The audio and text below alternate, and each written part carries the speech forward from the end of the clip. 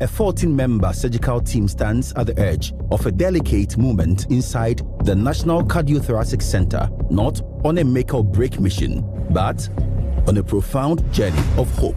Their task is as tender as it is urgent: to help the heart of a 3-year, 10-month-old boy beat as it was always meant to, for the very first time since he entered this world. His name is Delshad Adiku Alukuri. That's an enemy. The Adenoco Green Government Hospital. I'm a more fair by Confanochi. To Confanochi, one almost unfair by Kolibu.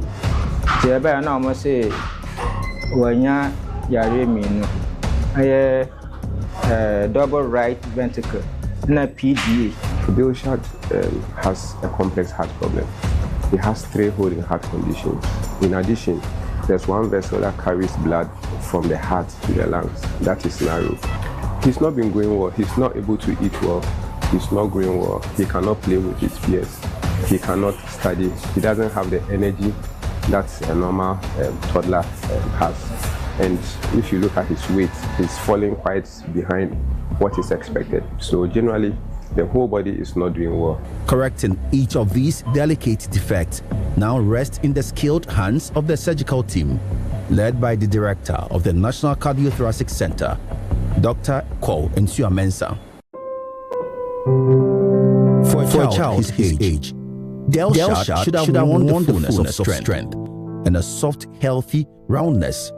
But instead, his frail frame quietly tells the story of an illness that has taken a heavy toll on his young life. Na the Irohoni or how Bapa 157,500 Ghana cedis. None almost see in Triana or Mofanya surgery. In fact, near to Triania and 2 BNM. For a teacher earning an average of 5,000 cedis a month, this daunting sum stretches into a lifetime of sacrifice. 2 years and 7 months of earnings. A journey that would demand of Mr. Alukuri an almost impossible devotion to live, yet not touch a single peso of his own sweat for all that time. The treatment of these conditions are expensive. If you look in the setup in the theater here, you need at least 10 doctors and nurses to be able to conduct one operation. They have the heart-lung machine and then the sets. Everything is completely so that it is single use. Anesthesia machine, temperature regulation, bed warmer, so many things. And none of it is made in Ghana. So it's a very expensive undertaking. After here, he's going to be in intensive care, mechanical ventilation for a while. But he will remain in intensive care for a couple of days. And being a small child, there are a lot of medications that we have to give to support the circulation, support respiration, and support all the systems. And because of that, most people cannot afford the cost of this surgery. Now, was on so because you are imagine me new feel crana asa. Tina bed pa, Messa won't pala me shom. Tina pa. At the brink of despair, when life hung by a thread, hope arrived through the Ghana Medical Trust Fund. His doctor took a chance, applied, and against all odds, it was approved, giving him a second chance at life. The 50-case pilot became a savior. Joanna, I'm afraid, oh, my case can be young papa, Nana, or Muman is surgeon. In fact, your tears are under Sadano, and a year by Pa Chief, the beer, Payana, Mibama, my pain surgeon. Yakupon want to come, no man, who did not find your manage my panosaurian, one to us. Now, Miss Cosson, so as I said, almost a boy for no more so. Buan, Omuiska de Buano, Omukoso Amwa, na, or the year Mascano, or fight 1 year and 5 years before. And that's why we thank the Ghana Medical Trust Fund. They have sponsored 12 cases in all that we are doing within this month. And it's a game changer. Look at this boy. Without this surgery, the future is bleak for him. Ability to grow well, go to school, get a good education, get employment, raise a family, it's not going to be possible. But once we're able to repair this defect, restore the heart to normality, then he can look forward to a normal life expectancy like any child of his age. There are no more barriers. Hope now stands where fear once lived. The Ghana Medical Trust Fund has cleared the path. The surgery fully covered. The theater ready, waiting. Final checks are done. The moment has arrived. With trembling hands and a heavy heart, a father lets go, placing his beloved son in the care of the medical team. No words can carry the weight of this moment. Only silent prayers rise. This is the edge of everything. Delshad must come back alive. It is a complex procedure. Complex because typically most people have one holy heart condition, but he has an interventricular septal defect. He has an atrial septal defect. He has a patent ductus arteriosus, and he has a valvar pulmonary stenosis. So these are 4 conditions to repair for a small child, for a small heart. It's quite a complex and a task. We'll go ahead and do it. And they are doing it now. Delshad has been placed under general anesthesia, so he's deeply asleep and pain-free. The surgeon now makes an incision down the middle of the chest and separates the breastbone to reach the heart. We have the next 4 to 6 hours to do this, and I'm sure that by God's grace we'll do it successfully. He has now been placed on a heart-lung bypass machine, an extraordinary system that gently takes over the vital work of both heart and lungs, sustaining the flow of oxygen-rich blood throughout his body. In this delicate phase, the surgical team must proceed with utmost precision, ensuring a constant and stable circulation as the heart is carefully brought to rest and emptied, making way for the life-saving repair. The repair is now underway with meticulous precision. Working through one of the heart valves, the lead surgeon carefully reaches the defect, larger openings that demand delicate handling. Each is being patched using the boy's own tissue, a process that requires absolute focus and control. In this pediatric procedure, every movement counts. Sutures finer than a strand of hair are placed with exacting care, and the tension of each stitch must be perfectly balanced. Too tight risk tearing the fragile tissue. Too loose could allow a dangerous leak. It is a movement defined entirely by precision, where even the smallest detail carries life-altering weight. Nearly 4 hours into the surgery, every step has been meticulously documented by the nurse in charge. Thankfully, this intricate procedure is now drawing to a close. All the defects have been successfully sealed. Yes, I am excited because, as you see, to correct it, we have to stop the heart completely from beating. We do the medically induced cardiac arrest so that we can open the heart. And then we identified all the multiple holy heart conditions that were giving him the problems. So we repaired all the holy heart conditions. And I said one of the main arteries, the pulmonary artery that takes blood from the heart to the lungs, was very narrow. And so we had to open it up and allow blood to flow adequately to the lungs. So it's been quite a complex repair, but everything has come up nicely. As his blood is gradually warmed, Delshad's heart slowly comes back to life, beating on its own once more. An ultrasound probe placed down his chest provides real-time images of the heart, allowing the team to carefully assess every valve and patch. Only after confirming that everything is functioning perfectly is he taken off the bypass machine. The echocardiogram shows that all the holy heart defects have been repaired, and then the narrowed vessel, we have opened it adequately. So we are very excited. The heart has virtually been returned to normal, like your heart and my heart, and it will allow him to function normally and be whoever he wants to be in the future. It is all over now, and the surgeons are rejoining the two halves of the breastbone. The soft tissues in several layers have been closed too. He can be taken to the intensive care unit now.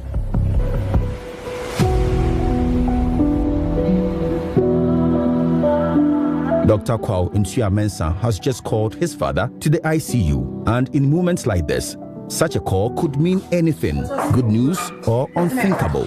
There's no in-between. Congratulations. Thank you. Yes, by God's grace, we finished the surgery for the, yes. and everything went well. The multiple holes, like we discussed, and then the narrowing of the vessel. I got this, everything has been sorted out.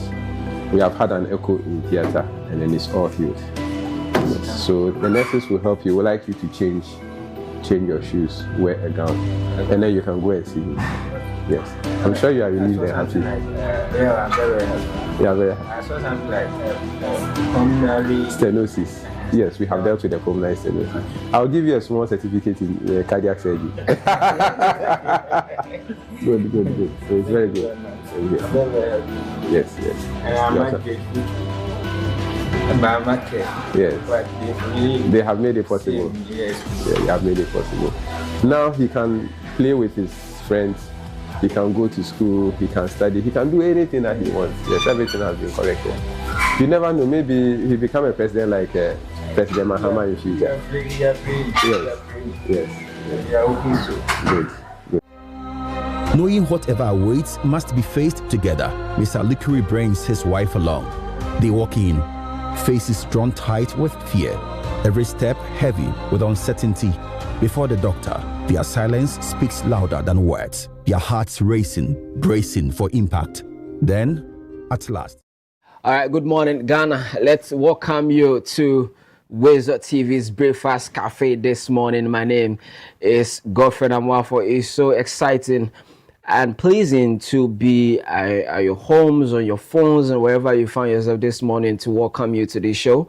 We are going to entertain you and inform you, of course, on this very, very educative platform called the Breakfast Cafe on WoezorTV. Today is Tuesday, 25th of August 2026. Gradually, we are counting the months down and seeing the days down for August as well. It's 7:13 here at the moment, and again we are grateful to have you as our super guest watching us wherever you find yourself. I know you are doing well so far as you have life.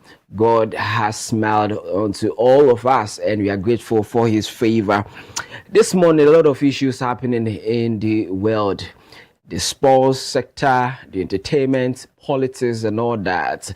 Remember, from last week coming, it's been about good board issue. Appeal Markins has disclosed that he has sued the Chief Executive Officer of Good, but that issue is there. And of course, he is also being assessed by the OSP, which is the Office of the Special Prosecutor, according to some allegations of extortion and all that. And so you're going to have more about these issues. A lot of issues also happening across the country when it comes to the accountability series. Yesterday, we saw the Interior Minister giving an account about his achievements, and of course, as a minister in the last year and a half. And so we had a lot of issues about recruitment. I mean, the security services, some people that were recruited and undergoing training, he made an emphasis on the fact that some were asked to go home because they were pregnant and all that. Is it really the case? Should someone be dismissed from the training if the person happens to be pregnant and all that? I think this is a valid conversations that we can have. What is the way around? Because should pregnancy stop someone from getting that high profile job or whatsoever? I mean, we can have discussion about that. Is it a way that, is there any way we can run around this? Because like education, we've been seeing a lot of ladies going off schools when they get pregnant. Is it the same thing we are seeing at the moment? So I think there's a conversation we can also talk about, how we can move beyond these issues and all that. But aside from that, you know, there are other pertinent issues that we will discuss on this Breakfast Cafe. But then this morning, let's look at our weather before you look at what will motivate us for the day. In Accra here, we are talking about 25 degrees Celsius. That is what the weather says here in Accra at the moment. 25 degrees Celsius. It's partly cloudy, and so like we've seen and recorded in August, if you go to the villages and all that, the farming communities, they call this months the fruitful months, right? And so this is the month that the farmers will be harvesting and all that. I remember back in the days when this is the time we harvest our corn and all that. So you see some showers of rains. If you are not quick enough to harvest, they will probably germinate on the sticks and all that. So it's time for harvest in the farming communities and all that. And so we're expecting to have bumper harvest or plenty food in next month, because of course the farmers are harvesting in this month. And so you will see some showers of rains even here in Accra. Every morning is something that you record, but of course you need to protect yourself. You don't know when the heavy rains will set in, if they will come indeed. So you protect yourself with the raincoats. If it's going to be sunny in the day, you get your umbrella to protect yourself from the scorching sun and all that. So that's the weather for us here in Accra. You might not be able to tell what is happening in other regions, but of course when you open the phone lines and you have the opportunity, you can also tell us what the weather is in your community, wherever you find yourself across the country. But what is our motivation for today? If we need to move out of our homes, our comfort zones, to get to work, to get something to feed the family, what is that word that is pushing us through? Because something must motivate you. Of course, for me, I always say that what I've been through in life is my biggest motivation. If it didn't break you, whatever you've been through from even this year, from January to now, if it didn't break you, then it means that it is greater source of motivation for you. It means that there's something ahead of you that you need to forge. You need to go higher. You need to push stronger, because you say, "Adia, I am break you, no," then it will make you. You understand? If it's not breaking you, it should make you. And so forge higher. I always say, wherever you find yourself, whatever sector that you find yourself, you are contributing to the growth of this country. And so keep doing what you're doing if it's positive. If you're earning 1 cedi daily, keep doing it. Be conscious about whatever you're doing, because there's always light after the tunnel. This is the Breakfast Cafe. I am Godfred Amwafo. I know that we can't wait to serve you the hottest tea this morning. And so let's go for the break. When you return, the guests and the co-chefs are ready for this morning's conversation. Let's return from the break. When you come, we begin it for you, and I know you're going to enjoy it. So stay tuned, stay glued to your television sets. If you're watching us on your phone, we thank you for using your data to watch us daily. Those of you streaming on Facebook and on YouTube, we do appreciate you a lot for using your data, whether it costs you 10 cedis, 20 cedis to watch us. God richly bless you for doing that. And so keep doing it. And we promise to give you what your heart desire. So let's go for the break. When we return, we'll give you more on the Breakfast Cafe.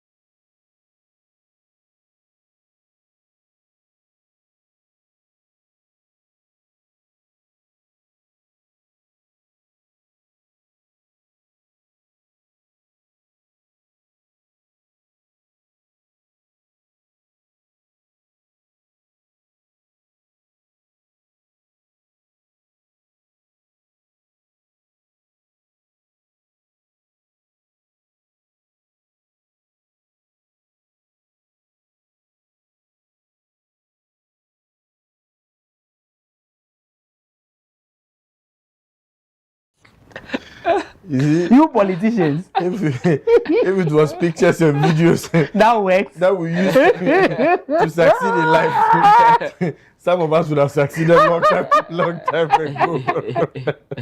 Jay. Charlie, but how is it? Charlie, it's a good. How is the journey so far? So far, so good. Quite impressive. Quite interesting.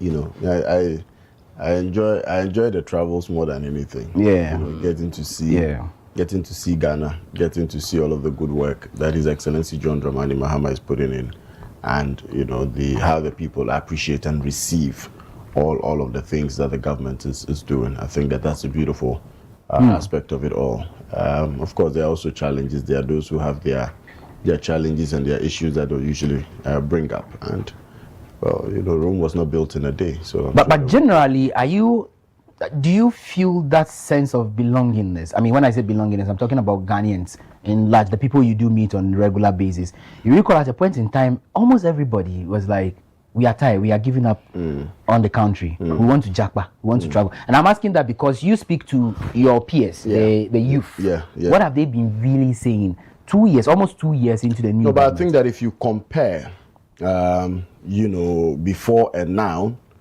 I don't think that a lot of people are really buying into the business of leaving the country again. Because, like I mentioned, there are a number of factors that would have influenced people wanting to, as it were, leave the country and see greener pastures in other parts of the world. But when you look clearly at some of the things that are happening, the doors that are opening up, the opportunities that are being created, you look at how things are, as it were, stabilizing, right? We didn't have a very stable economy then. Now things are stabilizing.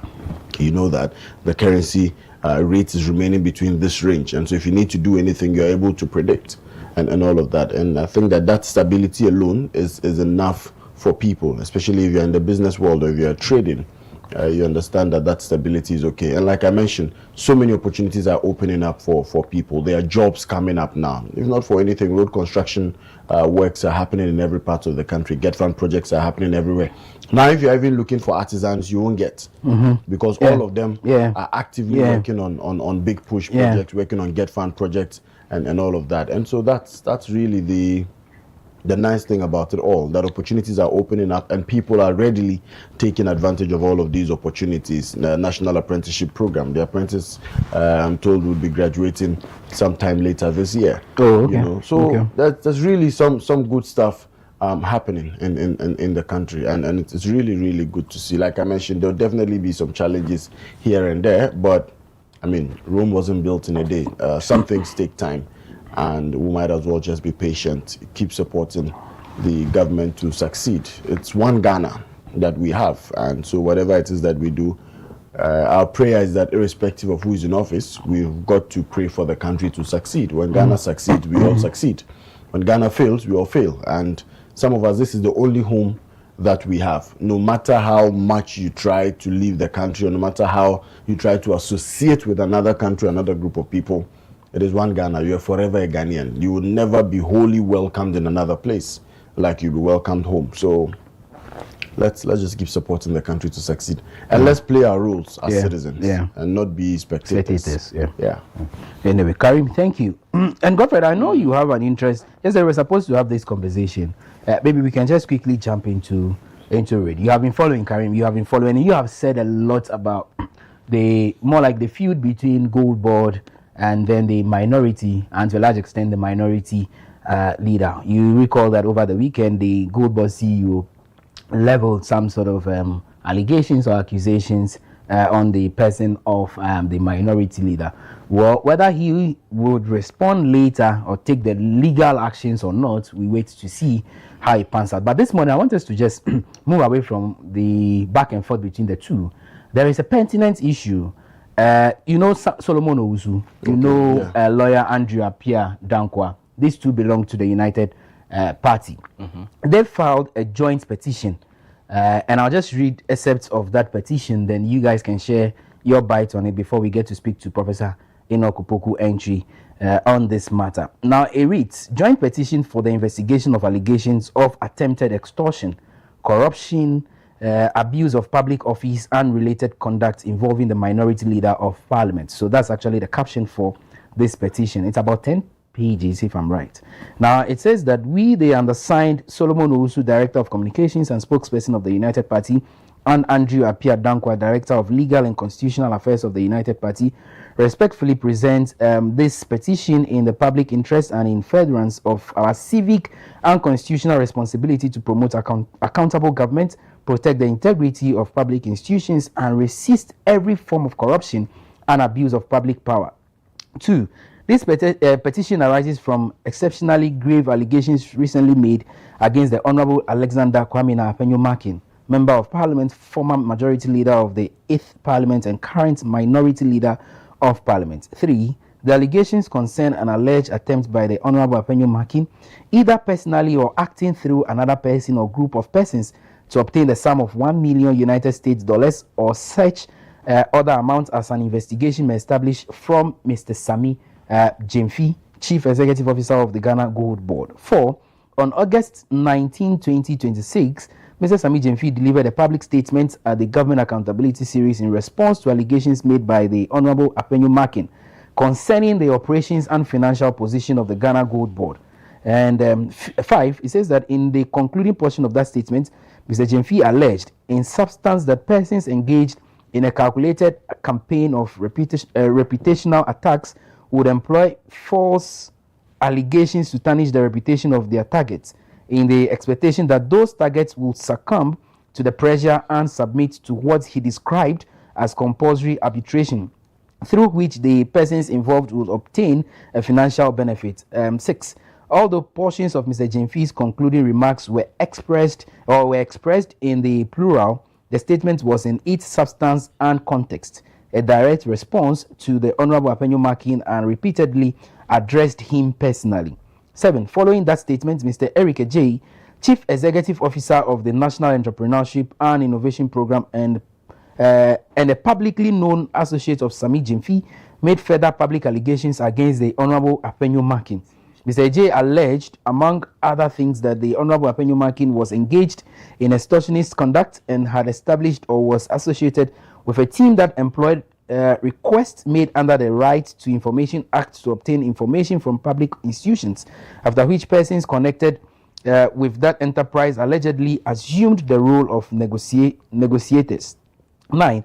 It has subsequently been alleged and publicly attributed directly to Mr. Sami Gyamfi that the Honorable Apenyo Makin attempted to demand or obtain the sum of $1 million United States dollars from him. 10. The cumulative effect of the statements made by Mr. Gyamfi and Mr. Ejay is the allegation that the monetary demand was connected with actual or threatened reputational attacks, adverse publicity, political pressure, threatened official or parliamentary action, or an offer to discontinue or moderate such conduct in consideration of the payment demanded. And 11, quite lengthy, right? I'll just read this one and then we move on. We do not have the possession of the communications, recordings, electronic messages, or other evidence upon which these allegations may be founded. Guys, let's push it forward to look at what they actually demanding or asking the authorities to do. They say that, so go to 43. It says, we respectfully request that the Honorable Attorney General and the competent investigative institutions determine whether the established facts disclose attempted extortion, completed extortion, corruption, abuse of public office, conspiracy, abetment, or any other offense known to the laws of Ghana. Again, we request the Office of the Special Prosecutor to determine whether the alleged conduct falls within its jurisdiction as corruption or a corruption-related offense involving a public officer or politically exposed person, and, if so, to commence the appropriate investigation. Again, we request the Commission on Human Rights and Administrative Justice to investigate whether the alleged conduct constitutes corruption, abuse of power, or a breach of the Constitutional Code of Conduct for public officers. Let me just read the other relief that they sought to achieve. It says that we request the Inspector General of Police and the Director General of the Criminal Investigations Department to open a criminal inquiry into the alleged monetary demand, the alleged threats accompanying it, and the possible participation of any intermediary or associated person. Well, the full petition will be published on, I think, on our website. If you can just grab a copy and read the details of that. But quite a lengthy one, about 60 or so points they noted in that petition. Well, and like I mentioned, hopefully we get to speak to Professor Enoch Opoku-Antwi on this. He is a leadership and governance expert, and he has a keen interest in this particular conversation. Issues about corruption is a bit of concern to him as well. Guys, I'll come back to you. Just hold on a second. Let's get Professor Enoch to react to this. Prof, good morning.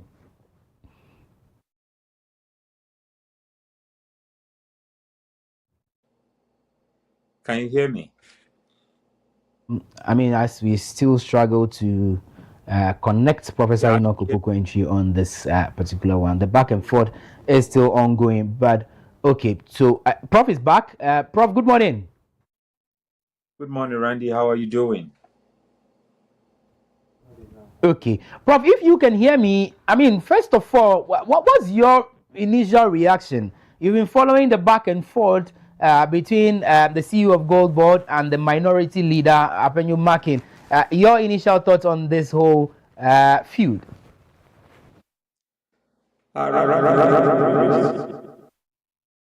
WoezorTV listeners everywhere in the world. This is a very simple issue, and I don't know why it has turned into banter between the minority leader and then the CEO of Gold Board.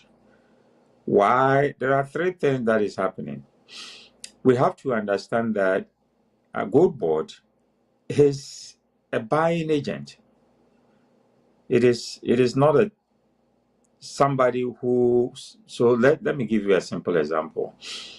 You go to buy something and sell it to somebody, and that person prepares their budget and then their profit and loss account, and you are being blamed for their losses.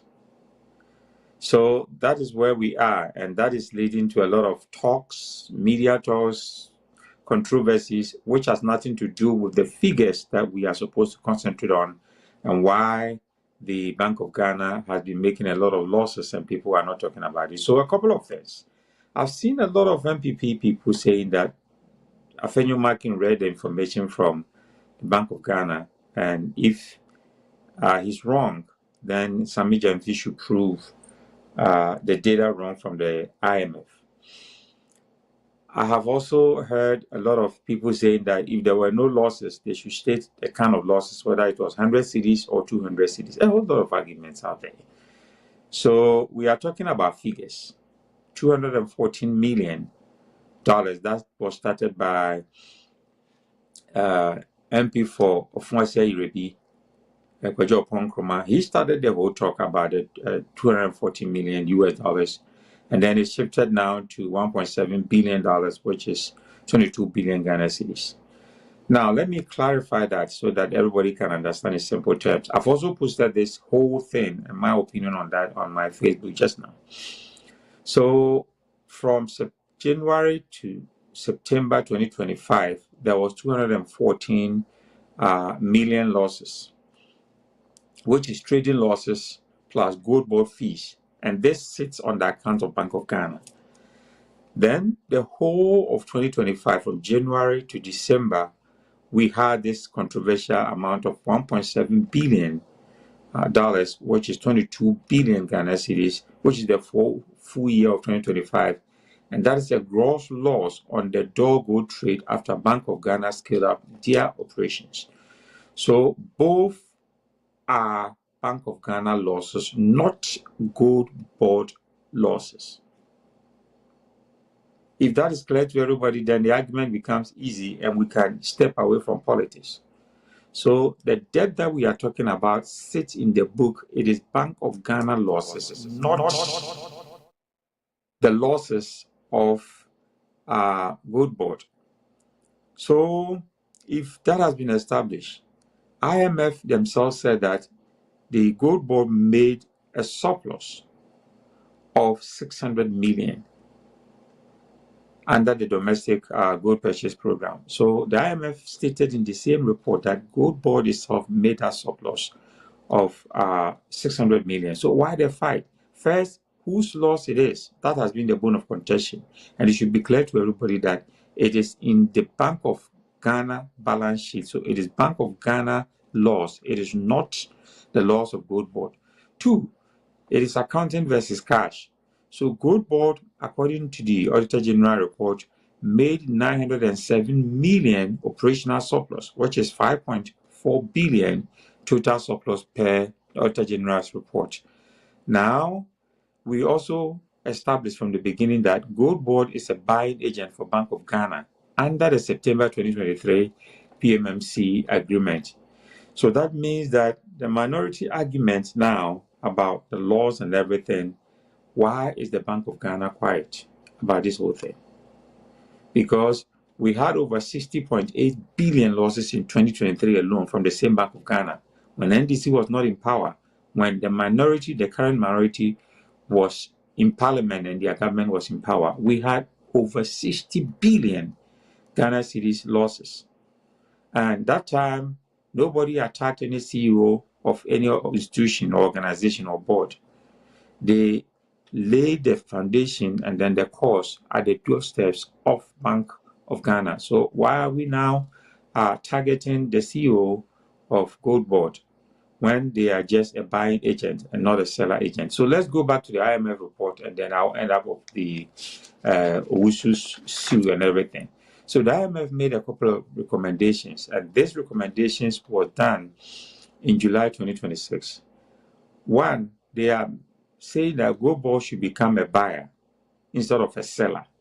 And then when they become a buyer, they bear all the costs. Then Bank of Ghana can only buy finished gold for their reserves.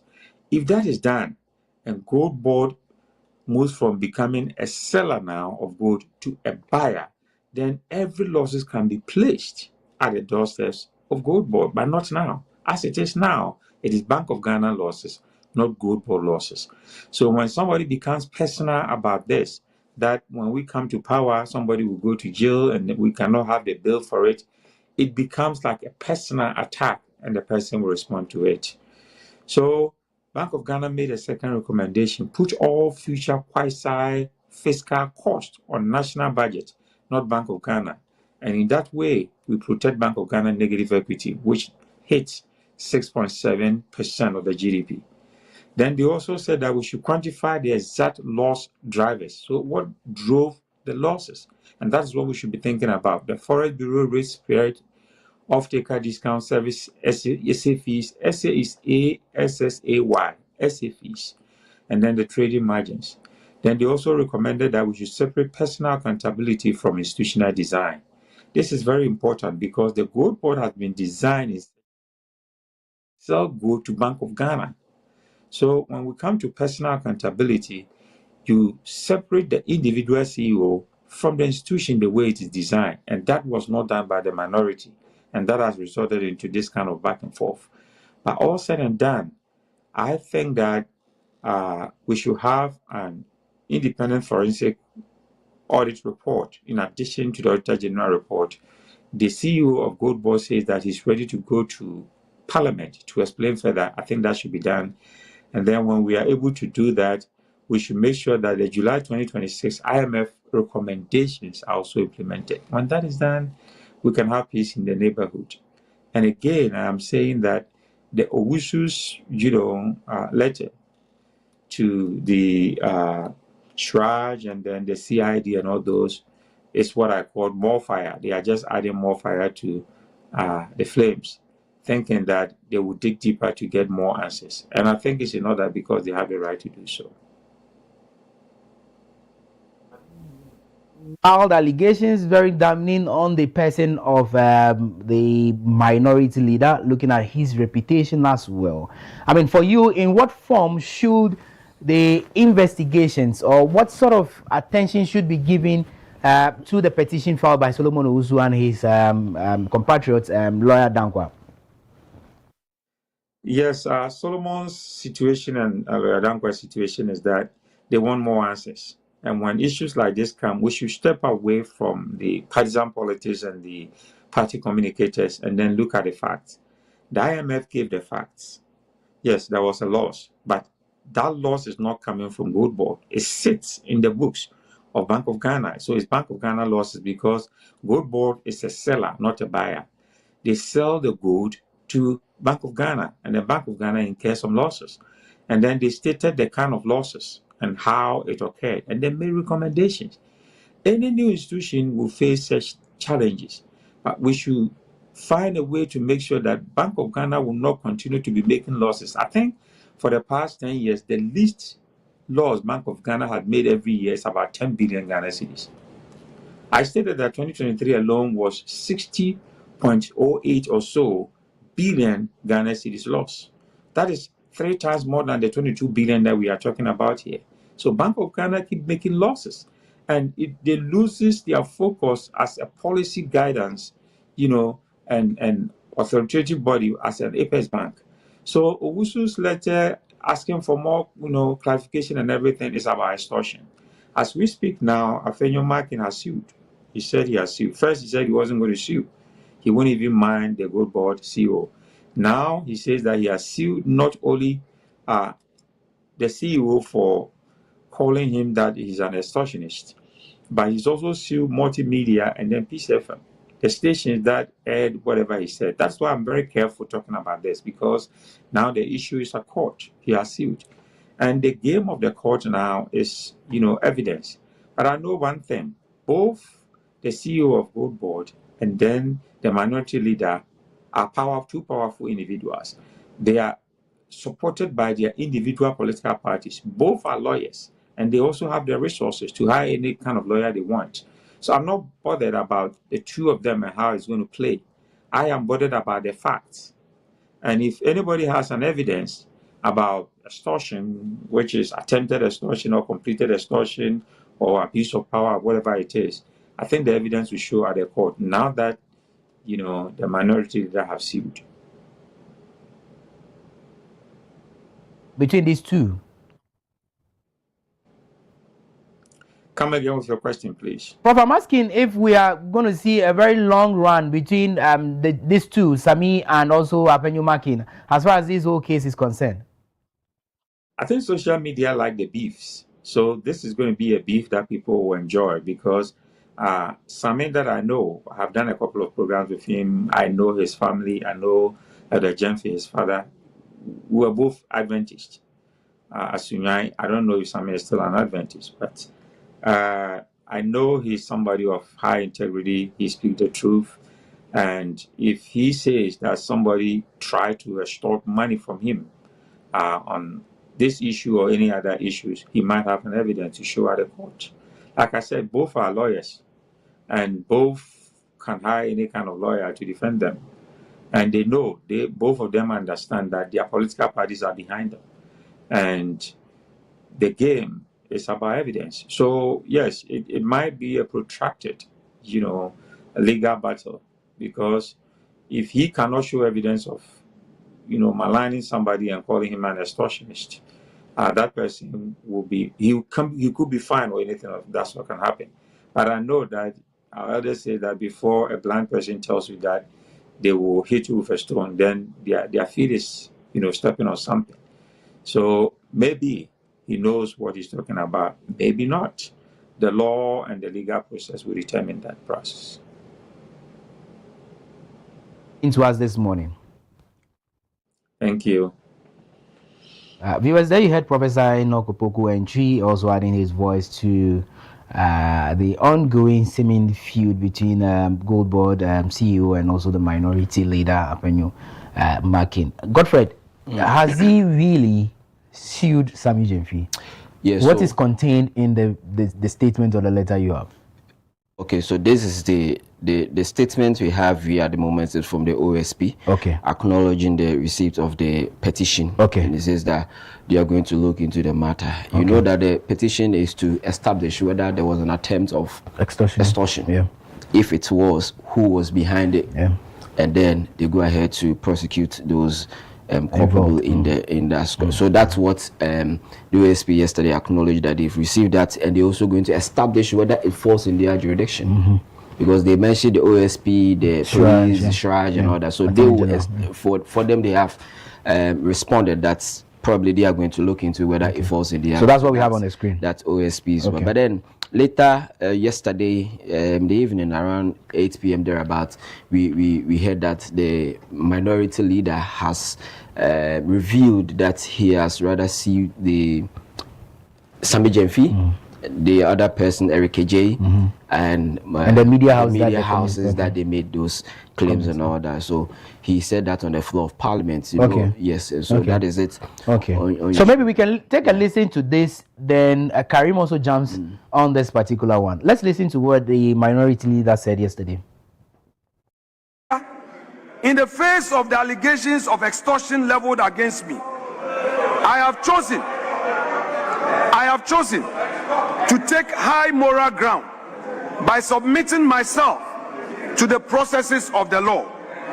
I have accordingly caused writs to be filed in suit number GT 1029/2026, entitled Osahin Alexander Afenyo-Markin versus Samuel Edu-Jemfi and Multimedia Group Limited at the Accra High Court, and suit number GR/ACH/CC/C5/02/2026, entitled Osahin Alexander Afenyo-Markin versus Eric Ejay and Peace FM at the Achimota Circuit Court. I have every confidence that in the fullness of time, the court will make the appropriate determination on these matters. Mr. Speaker, I also await with bated breath that the man or the men who made the allegation will have the courage to report the matter to the police or the OSP or any investigating agency in this country. And I expect that if they muster the courage to report that I have extorted from them and I am invited, I shall submit myself to every investigation so that eventually my name is cleared. There is, Mr. Speaker, there is a limit to political discourse. There are lines that must not be crossed, and these red lines, once crossed, they must be dealt with. Mr. Speaker, I can modestly and humbly say that I have served in this position with integrity. I came into this office a man of hard work with determination, and I have achieved for myself what I have to do for myself, my family, and my constituents. Okay. Prof says that social media is interested in the beef. Yeah, we are good. And for me, I thought we were going to have a healthy beef, because where healthy means what? Facts. You're moving from mere allegations and all that, because now this is moving into the courts, and so we should be careful about how we say it and how we go about it. I mean, allegation of extortion is very concerning, especially looking at his pedigree and the person involved. You know, this is not the first time we are seeing allegations against members of parliament.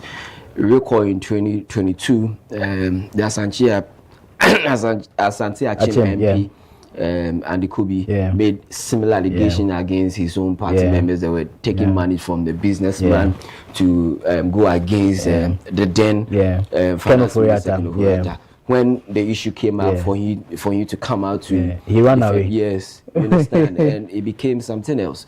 And so we should be careful about all these. And the conversation is that is it going to be like a distortion or something to take away the main issue, probably diverting attention from the substantive issue and all that. Let's discuss this. Let's go into what Afenyo-Markin said. What Sammy Jemfi said. Now you are seeing another back end conversation coming with the $1 million. So it seems that first the MPP has calculated this, that they are not stopping today on Sammy Jemfi. As Afenyo-Markin's own, watered down, there's another allegation of 1 million drafts in there. And so he will also, and I think Gold Board has responded to that as well. They have responded that they are not in debt and no. Exactly.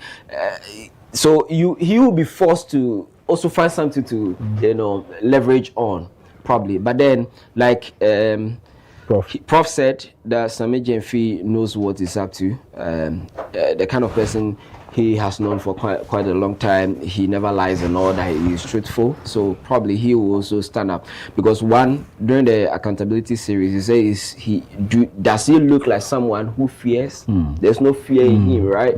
So he's not afraid to appear in Parliament, and he dared Afenyo Markin to see him. And now he says that he's done it. So let's see how it will go. But then what I want to see is we are all learning. This is a learning ground. If not for this issue, probably some of us might not know the internal issues of the nitty-gritties of the good board. Yeah. The corners and all this, the terminologies and all that we are learning. But then it should be healthy, like I said, it should be factual and all that. And we move on from it. So we are keeping an eye on the court issues as well. We don't want a situation where others will back off because Karim, let me bring in Karim. Baby Bo. Oh, we are interested in the beef because we will grill chinchinga. So this was proper abochi meat, beef, papa. Outside. But I've always said that we need to be extremely careful how we do our politics in our part of the world. And I say that looking at a number of issues and trying to box a number of issues in, first and foremost, would have to do with the fact that our approach to putting out information, our approach to fact-checking, and making sure that we have the right information before we put it out there. Sometimes even in the presence of the right information, we try to spin exactly the information to be what it is not. Yes. And when it happens that way, it becomes troubling. And especially for those of us who have the privilege of sitting on TV or radio, or have the privilege of a certain influence where people listen to you or follow you, you must be extremely careful how you go about putting out information. Because when you want to take undue advantage of a platform that you have and churn out just anything, it's troubling because people, most often than not, take this information hook, line, and sinker. A lot of people do not go back to do further research about the things that they hear on radio or hear on TV. And so they take it as it is. And that's where the problem is. And because we are somewhat lazy, let me put it that way, a lot of us won't fact check. A lot of us won't go and read further and try to understand what really is in the thing. And a lot of us won't do a second analysis of the issues. We just take it like that. And that for me becomes troubling. I wouldn't want to go into the conversation of the lawsuit. It's not my business. It's in court. We'll leave the court or we'll leave the legal processes to continue. After all, the law is the law. So we'll wait for what would come out of that one. But let's get into the substantive issues, Randy, and what led to all of these issues. The IMF releases a report on Ghana's economy. And in that report, the conversation is narrowed down to the Domestic Gold Purchase Program, the DGPP. And in the IMF's own report, in the text of that report, nowhere was it stated that the Gold Board of Ghana made losses. Nowhere in that report. And I've challenged the MPP on a number of occasions that they should bring their report and indicate which part of the report states that Gold Board has run at losses or made losses to the tune of $1.7 billion or 22 billion Ghana cedis. We want to convert it to our local currency. So, where from this whole issue of Gold Board running at a loss? And the conversation moved beyond Gold Board running at a loss to now becoming a personal, attack, sort of, on the CEO of Gold Board. Randy, in any human institution, even me, that I'm a nobody, when you attack my person, I'll come at you with everything I have. And when I say everything I have, I will come at you with it. Because reputation is an extremely important commodity that you cannot buy again when it is destroyed. You can't gain it back. And so when anybody attempts to destroy reputation, I'll come at you. And so you can understand why certain people will act the way they acted as far as these issues are concerned. But back to the substantive issue again. The IMF in its own report makes it clear that these losses that we talk about are on the balance sheet of who? The Bank of Ghana. And we give a simple analogy. And I'll give the same analogy again. That if you, Randy, you are Bank of Ghana, and Godfred is Gold Board, and you give money to Godfred, and tell Godfred that, go to market and go and buy gold for me at this rate. Then Godfred goes to market, buys the gold, brings the gold back to you, and you do whatever you want to do with the gold. How does the aftermath of your actions become Godfred's headache? How do you blame Godfred for such a loss, for what you have done? It's impossible. I don't know if you're getting my point. Or you send Godfred to buy you food from Amalia's place. Godfred brings the food, you eat the food, you are done eating the food, then you want to blame Godfred for eating the food. For not buying Talia. How does it become Godfred's headache? You get my point. So clearly there's no, you don't get the head and you don't get the tail of the issue. Then we move beyond that. In that very report again, the report makes it clear that these losses that it talks about is not an issue of, economic whatever. They are not economic losses. They are accounting losses. And where does the difference come in? The difference comes in when, as at the time he was buying the gold, the price at which he bought it is different from the present price of the gold. Today, as we speak, it is not as though the gold is missing or the gold is lost. The gold is sitting in reserves. The central bank, the Bank of Ghana, is not a bank that's supposed to come and make profits. It is supposed to ensure that our economy is stable and sustainable. And how do you do that? You must spend money to be able to do that. So, as at the time Gold Board was buying the gold for the Bank of Ghana, it was merely an agent of the Bank of Ghana. Now, this is where the diversionary tactics come, because then they try to confuse people and say that, but per the Gold Board Act, Gold Board is supposed to have monopoly over the buying and sale of gold in the country. Gold Board is supposed to be the sole agency responsible for all of that. So why are we trying to, remove Gold Board from the equation? But what they seem to forget is that when the Gold Board was formed, and the DGPP is predated Gold Board, the agreements that were signed in 2023 were the agreements that the Gold Board came to meet and worked with. It was just until recently that the Bank of Ghana handed over that entire operation of DGPP to the Gold Board. And so, as at the time of the release of the IMF report, which sole focus was on 2024 and 2025, the Gold Board had not taken over fully to have monopoly over the buying and selling of gold. Carrie, not to cut you, okay, just to add up to what you're saying, and I have read that portion, that the IMF even talks about 2023 and 2024. You can talk even gold for oil losses. Are part of this figure we are talking about. I'm just bringing it so that maybe probably you can just add up. I didn't want to bring all of that because then it looks like you're doing the usual politics of equalization or trying to compare what happened. But if we need to go into that, gold for oil losses are part of this figure that we talk about. The losses in 2024 are part of this figure that we talk about. You get so it's we see, that's why I said we must be factual in our representation of issues. In Ghana, there's one institution that we all look at when it comes to understanding the financial standings of our country in terms of income and expenditure and issues of financial misappropriation of financial malfeasance, and that is the Ghana Audit Service. At the end of every financial year, the Auditor General comes out with his report for the year, and that is what we hold as sacrosanct. The Auditor General's statement or report makes it clear that in the year 2025, the Gold Board made profits. The Gold Board also had surpluses spanning from the fact that the grants that they were given by the government, they had not expended all of it, and they had made profits in addition. So where from this issue of Gold Board making losses? Because when you pick the Auditor General's report, it says the Gold Board made profits.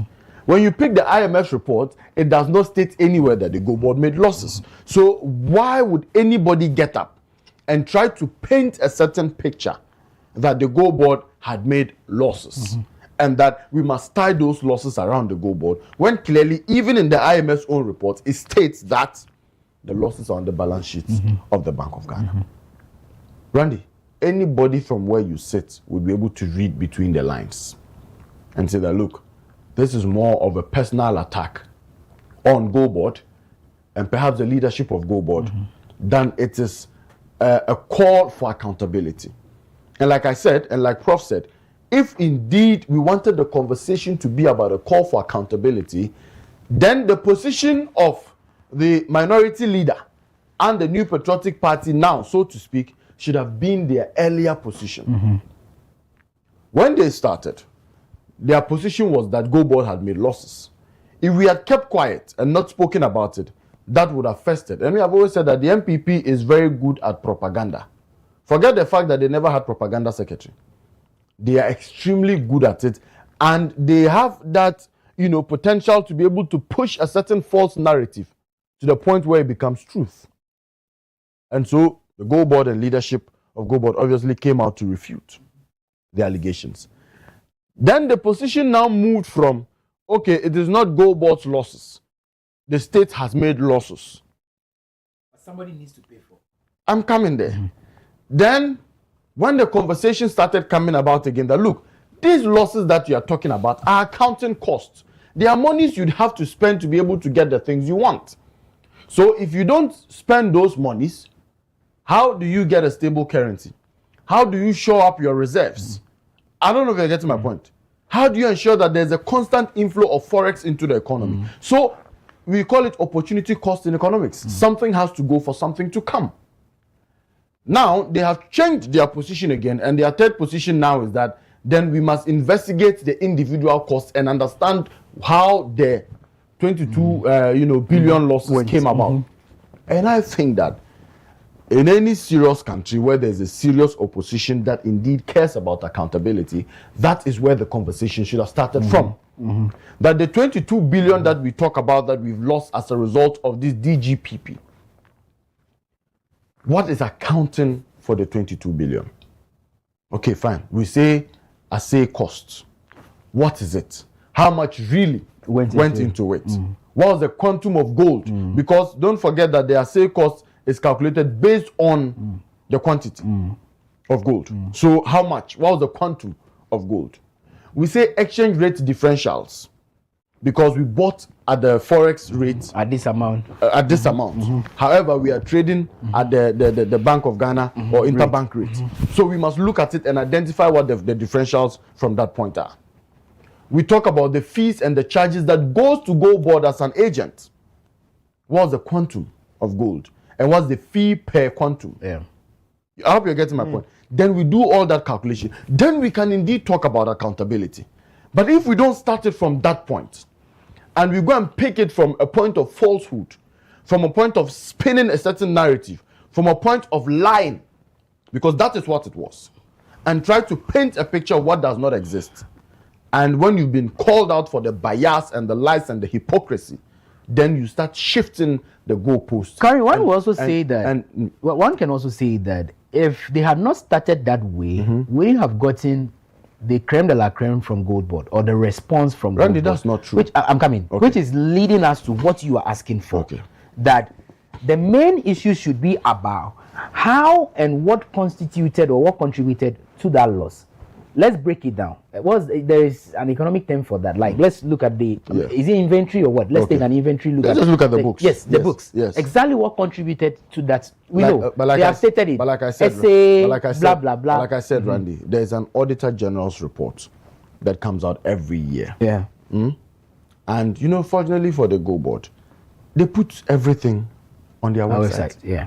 All of their audited accounts, audited by the Ghana Audit Service. It's there on the Gold Board's website.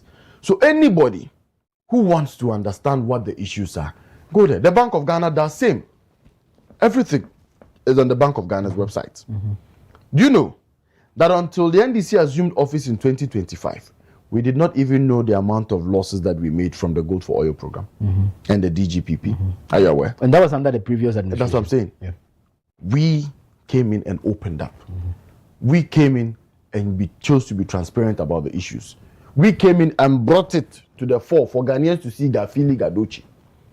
So when anybody says that if they had not taken that tangent, then no, Randy, you don't lie because you're looking for certain information. You don't paint a picture that does not exist because you're looking for certain information. All you needed to do was to ask the relevant questions. You're a member of parliament, for crying out loud. You're the minority leader, for crying out loud. Parliament has committees that could have held the Bank of Ghana governor, that could have held the Gold Board CEO, bring them before Parliament or bring them before these committees and ask them all of the questions that you want answers to. What prevented them from doing that? Why did they decide to take the tangent of running to the media?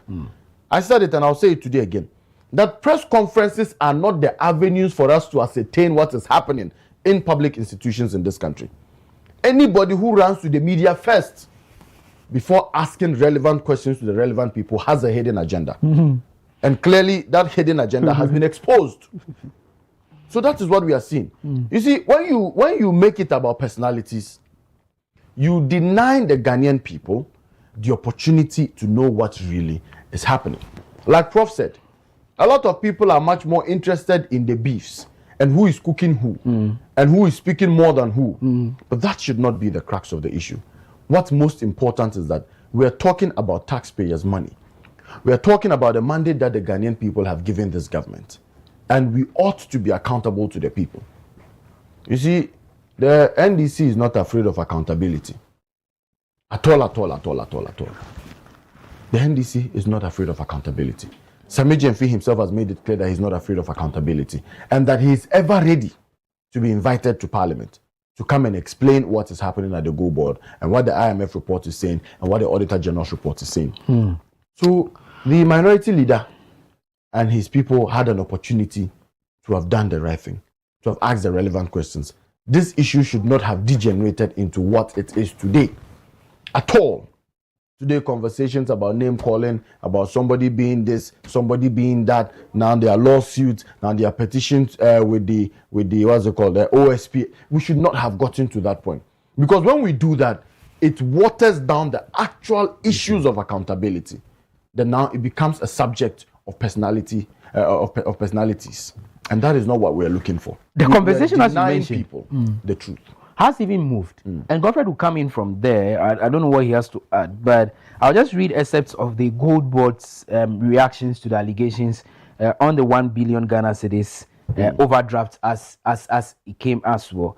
Now, if you can illustrate that on the screen, the caption says Gold Board rejects 1 billion Ghana cedis overdraft allegation as false and malicious. It says the Ghana Gold Board has taken note of a claim by the Member of Parliament for Tano South, Honorable Dr. Gideon Buaku, that the Gold Board owes the Bank of Ghana an unpaid overdraft of 1 billion Ghana cedis. This claim is totally false and forms part of the deliberate and malicious smear campaign against the Gold Board. For the records, the Gold Board has never at any time since its establishment taken a loan, overdraft, or any debt instrument from the Bank of Ghana or any financial institution whatsoever. The claim attributed to Dr. Gideon is contrived and should be treated with utmost contempt.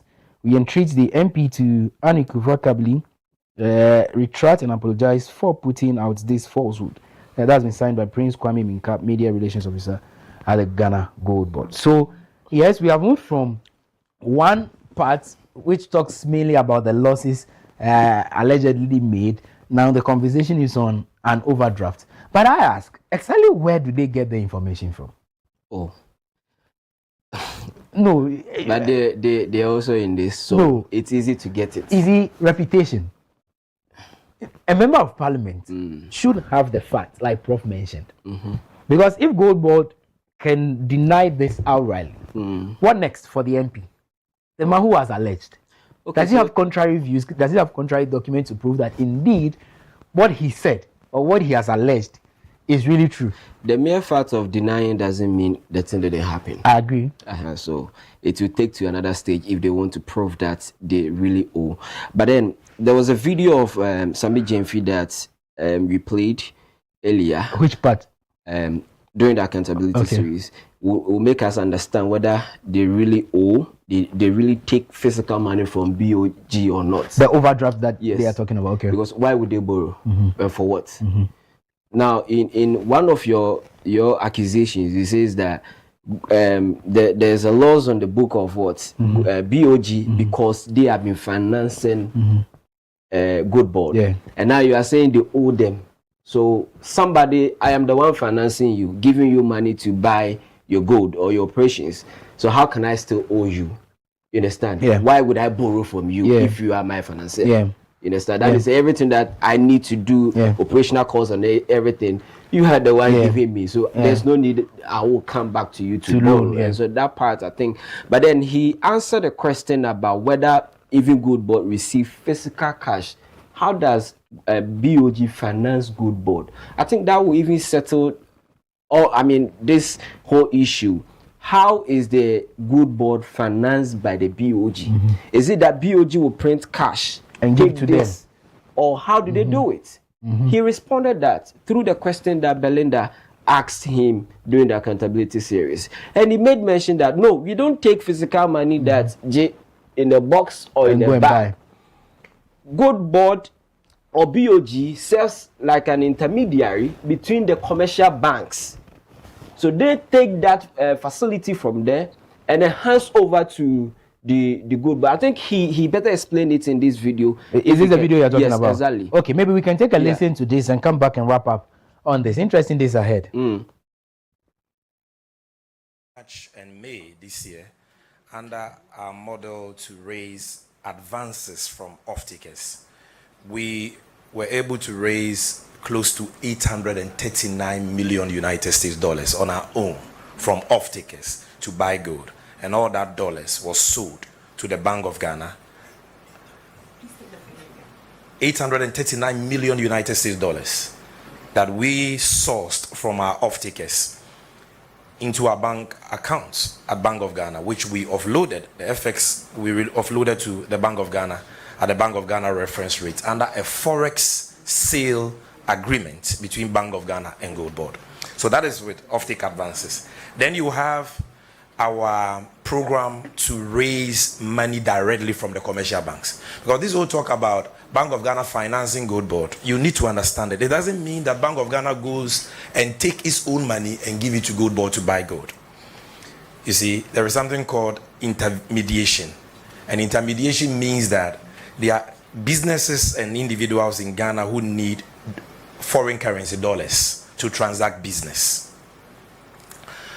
And economic activity is not able to generate the supply of that dollars in the banking system to meet that demand. So the Bank of Ghana comes up with a beautiful program, intermediation, and says, commercial banks, if your customers need the dollars, take all their cedis and bring it to me, the central bank, as an intermediary. That is why it is called intermediation. As an intermediary, through an auction. And tell me that you want $50 million from your customers. Then Bank B will say, I want $100 million. Bank C will say, I want $10 million. And bring me that cedis from your customers. Then I will take it as a middleman. The Bank of Ghana is like a middleman intermediary. And I'll give it to Gold Board to convert the cedis into gold. Sell the gold for dollars. And when Gold Board sells the dollars to us, we will give the dollars to you. That is the process of intermediation. And that is what people think that when we say BOG. Oh. Well, that's very clarified. So now it is understood. Yes. So this is what it means. Yeah, so that's what I'm asking you, that would the MP have enough evidence on this? And you see, let's test the laws. Let's not end the conversation just like that. Because like Karim mentioned earlier, there are gullible people out there who will buy this without even going further to check or listen to any other conversation after the first or the initial allegations were thrown out there. So I think Gold Board, yes, they have rejected it. But what next? Can they take steps further? Can the MP come out again and prove that indeed he has evidence that Gold Board has really taken some overdraft from Bank of Ghana? Then we know the truth. Yeah, so it's now on good board where now they've asked him to withdraw and apologize. So if that will end there, if the apology will end everything, that's fine. But then if he also wants to let Ghanaians understand that good board really owes the Bank of Ghana $1 million, then he will have to come with the facts and even more explanation to how come good board ended up owing the BOG. You understand? Because I mean, the whole conversation, Sammy Free has responded to as if he knew that this would even come up, and he has answered it. How do I owe you?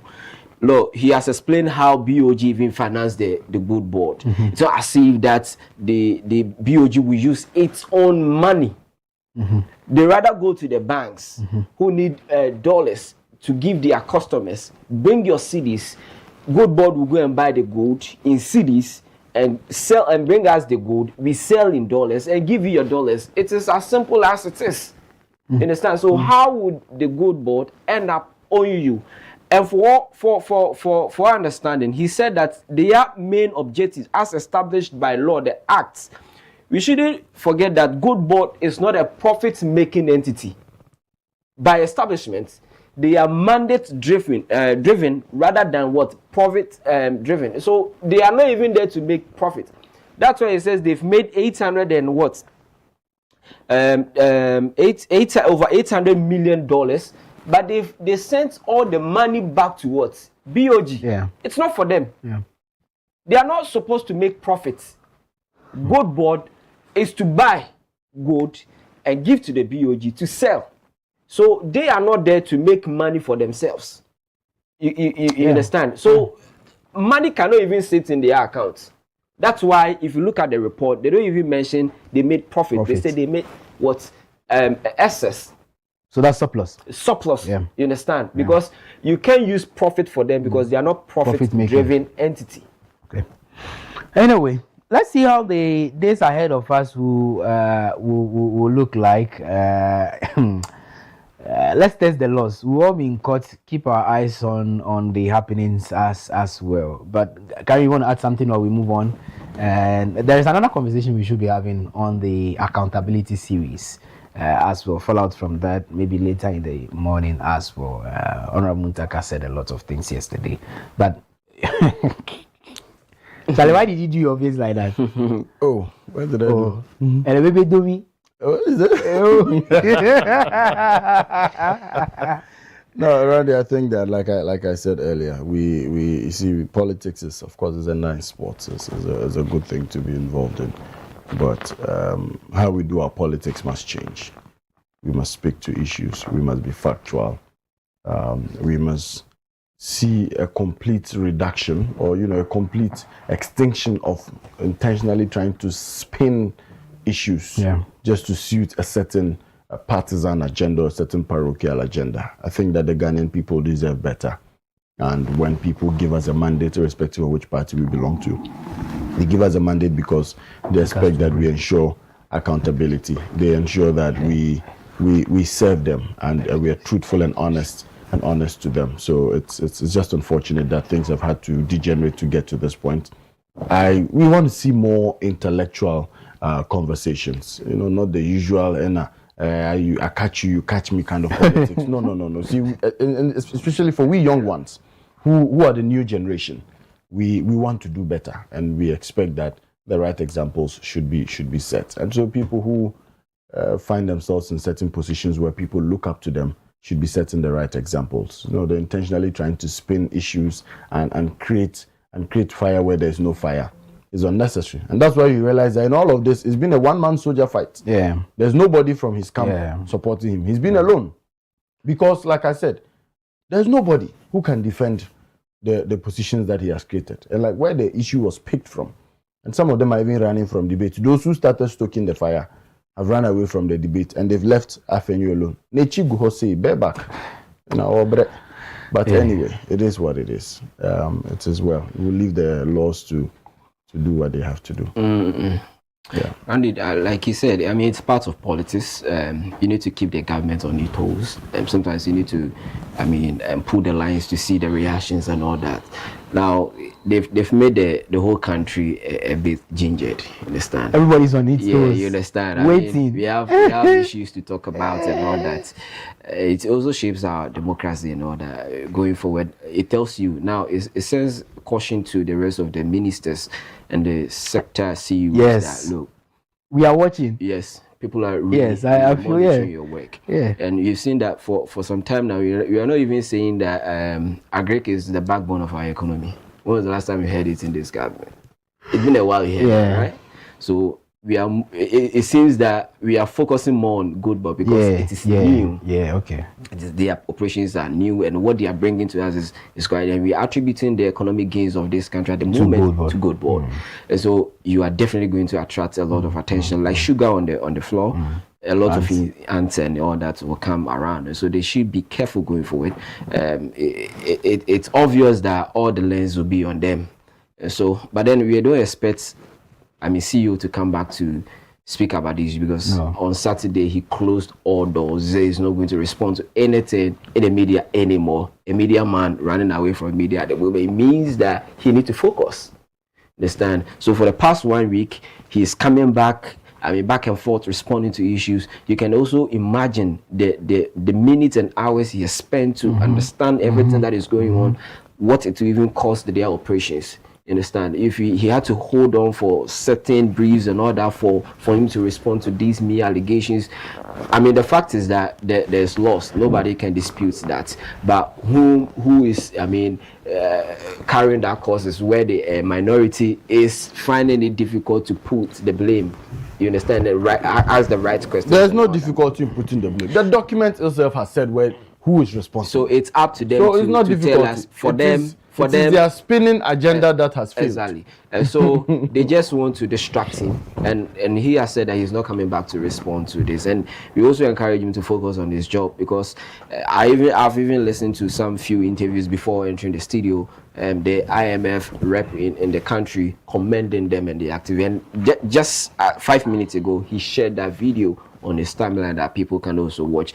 He's encouraging Ghana to continue to do what they are doing to stabilize the city and all that. And as I speak, our debt to GDP has reduced. Our currency is relatively stronger and all that. And this is as a result of the prudent management of the good board and the money they are pushing into the economy. And so we back them, but we shouldn't be we are not expecting allegations of this nature. It will come.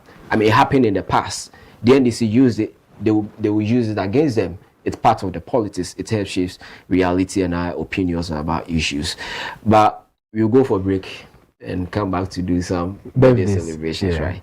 And so let's go for that break, Mr. Haji. Yeah. So let's take a break. Like Zizu said, let's take a break.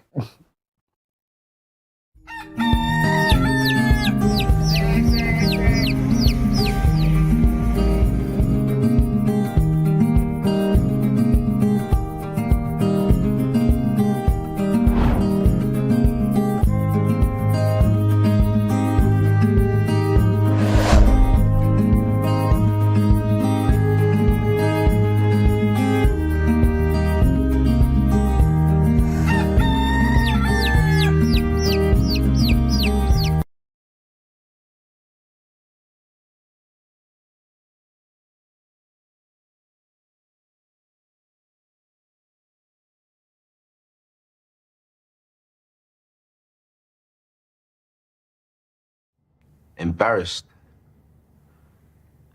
Too embarrassed to speak to a loved one.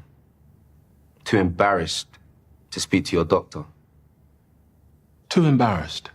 When in our lifetime, 1 in 4 black men will be diagnosed with prostate cancer. 1 in 12 black men will die from prostate cancer.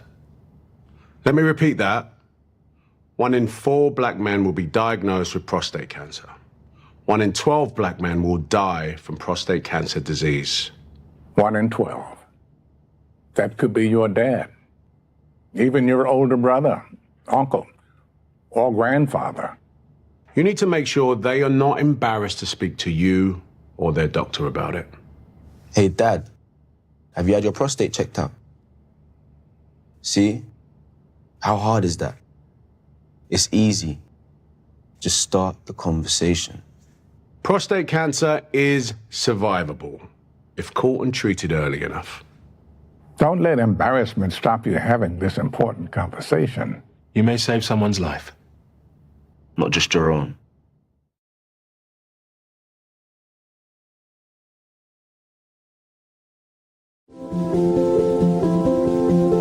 If you're watching this with your friends, you'll probably make a joke. Because you know what you feel on the inside isn't what you want people to know. If you have to pretend to be happy, find someone you trust and tell them.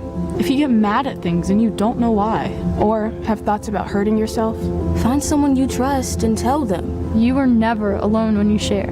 Seriously, people care about you. It's okay to not understand what you're feeling. And it's easy to think that you're all alone. But you don't have to be. You're never alone when you share. Don't be ashamed to tell someone you trust what you're feeling. You're not alone. You are not alone. Find someone you trust and tell them. Tell a parent. Tell a teacher. Tell a brother or sister. Or just tell a friend. You haven't done anything wrong. Talk to someone. Talk to someone. It's how things get better.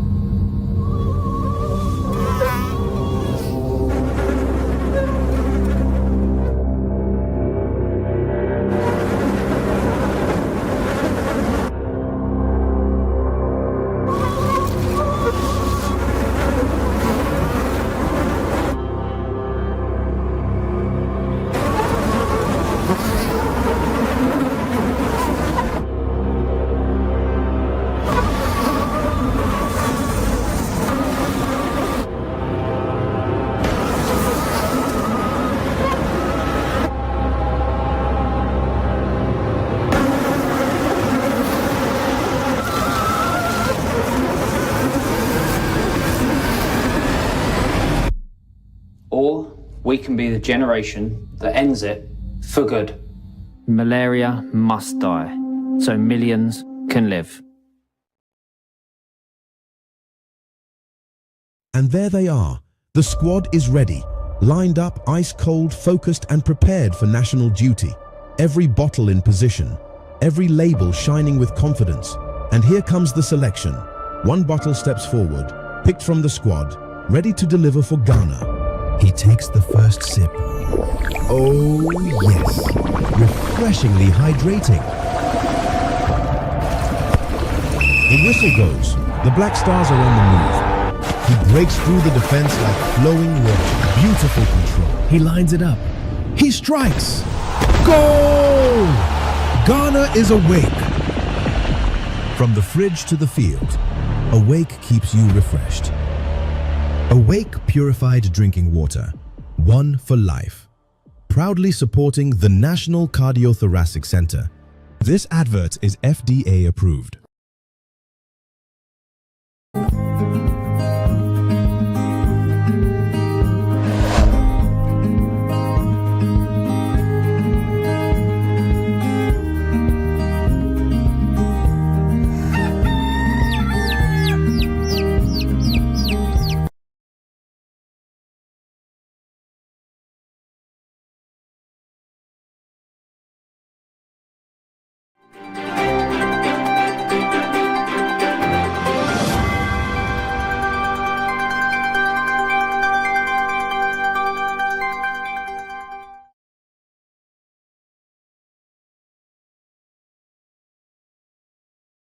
Time now for the WoezorTV report. Let's take a look at the headlines.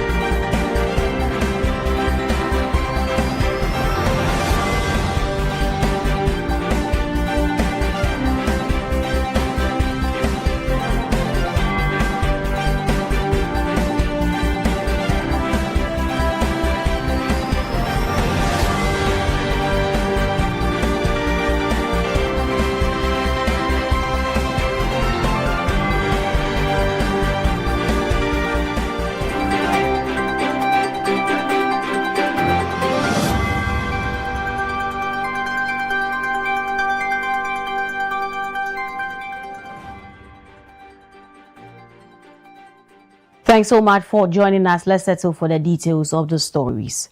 President John Dramani Mahama has opened the 28th Annual Scientific Conference of the Association of Medical Councils of Africa, calling for stronger cooperation among African medical regulators to protect patients and tackle fraudulent medical practices.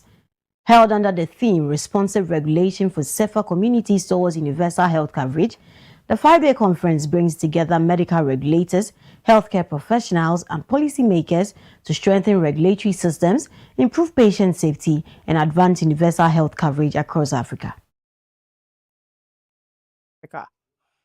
President John Dramani Mahama has opened the 28th Annual Scientific Conference of the Association of Medical Councils of Africa, calling for stronger continental cooperation to protect patients and strengthen healthcare regulation.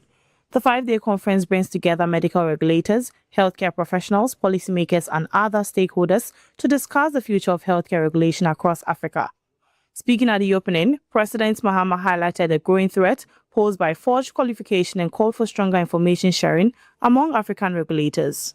We must confront forged qualifications, fake licenses, professional impersonation, fraudulence, continuing development certificates, unlawful practices, and misleading health claims. When a fraudulent practitioner enters a consulting room, every patient who enters that room becomes vulnerable because fraud recognizes no borders. And so our response to fraud must be continental. No country should become a refuge for a practitioner who has been sanctioned elsewhere. And no community should be exposed to danger because regulators could not share verified information with each other on time. Secure, lawful, and timely data exchange among African regulatory authorities is therefore no longer optional. It is an essential instrument of patient protection. The president also challenged delegates to ensure the conference produces practical outcomes that can strengthen healthcare regulation across the continent. This conference must move beyond discussion. It should produce practical outcomes, stronger collaborations, implementable policy recommendations, capacity building plans, improved information sharing, and a renewed continental commitment to high standards. And so let this Accra conference mark a new phase in African health professional regulation. Let it be remembered as the gathering at which regulators embrace not only national mandates, but also a shared continental responsibility and affirm that patient safety has no borders.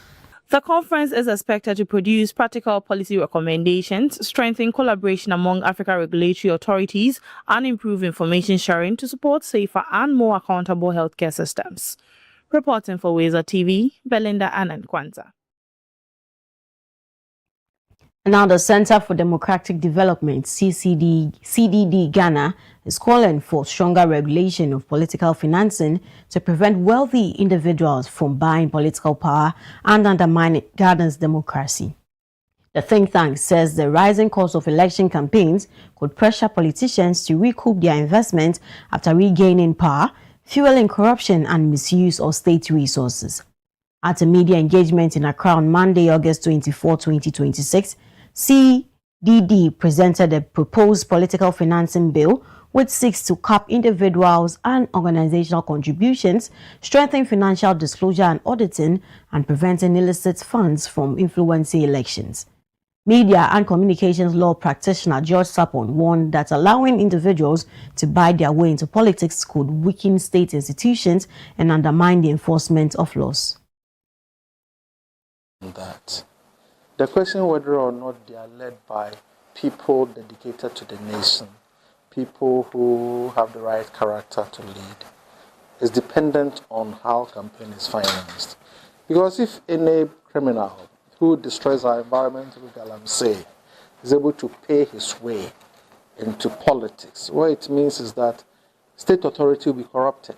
And so you can't even pass the necessary laws to deal with that. And even if you pass the laws, you cannot enforce them because the people who control the state are the criminals who are destroying the state. And that is why every citizen needs to show interest in this. If we are going to remove money from the hands of let me call them political oligarchs, then the only way we can do it is money that belongs to all of us, so that no one section of society can control.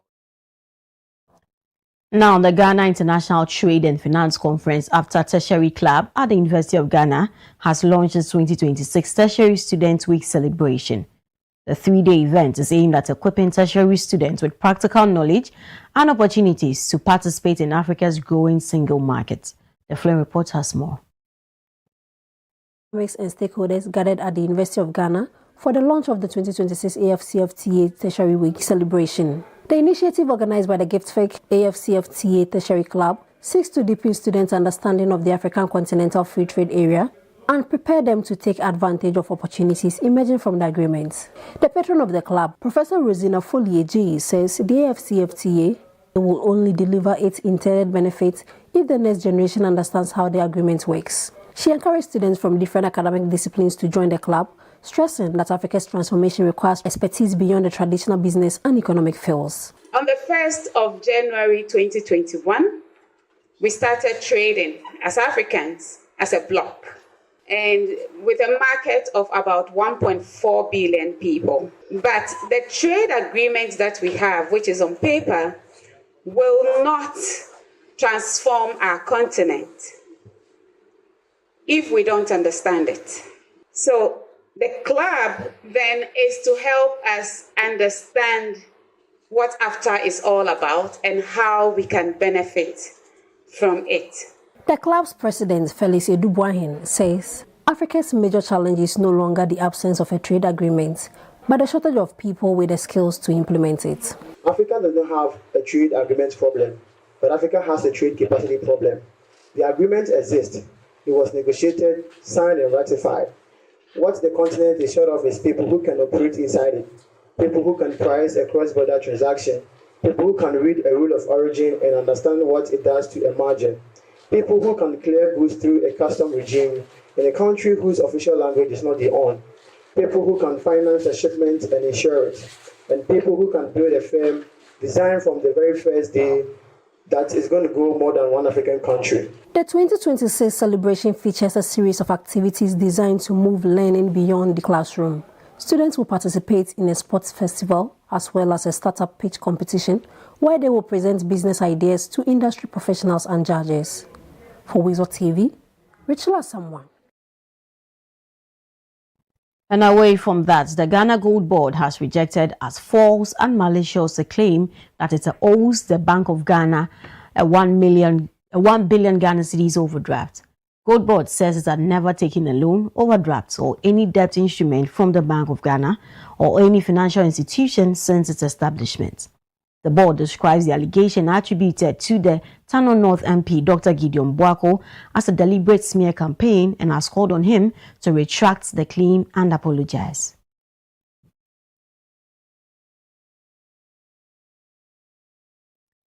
The Office of the Special Prosecutor says it has received 3 petitions over extortion allegations made by Gold Board CEO Sami Gyamfi against minority leader Alexander Afenyo-Markin.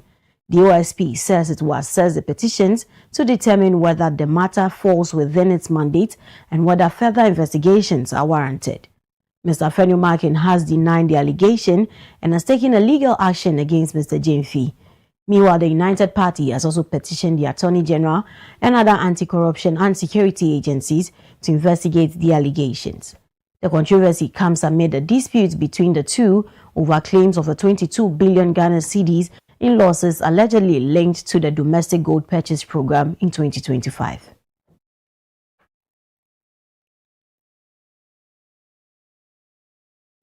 And away from gold, Interior Minister Muntaka Mohamed Mubarak has outlined key gains in Ghana's security and public safety sector, including the recruitment of 10,000 personnel into the police, fire service, and prisons and immigration services. The minister says the first batch of 10,000 successful applicants are currently undergoing training, while another 10,000 from the existing pool are expected to begin training next year.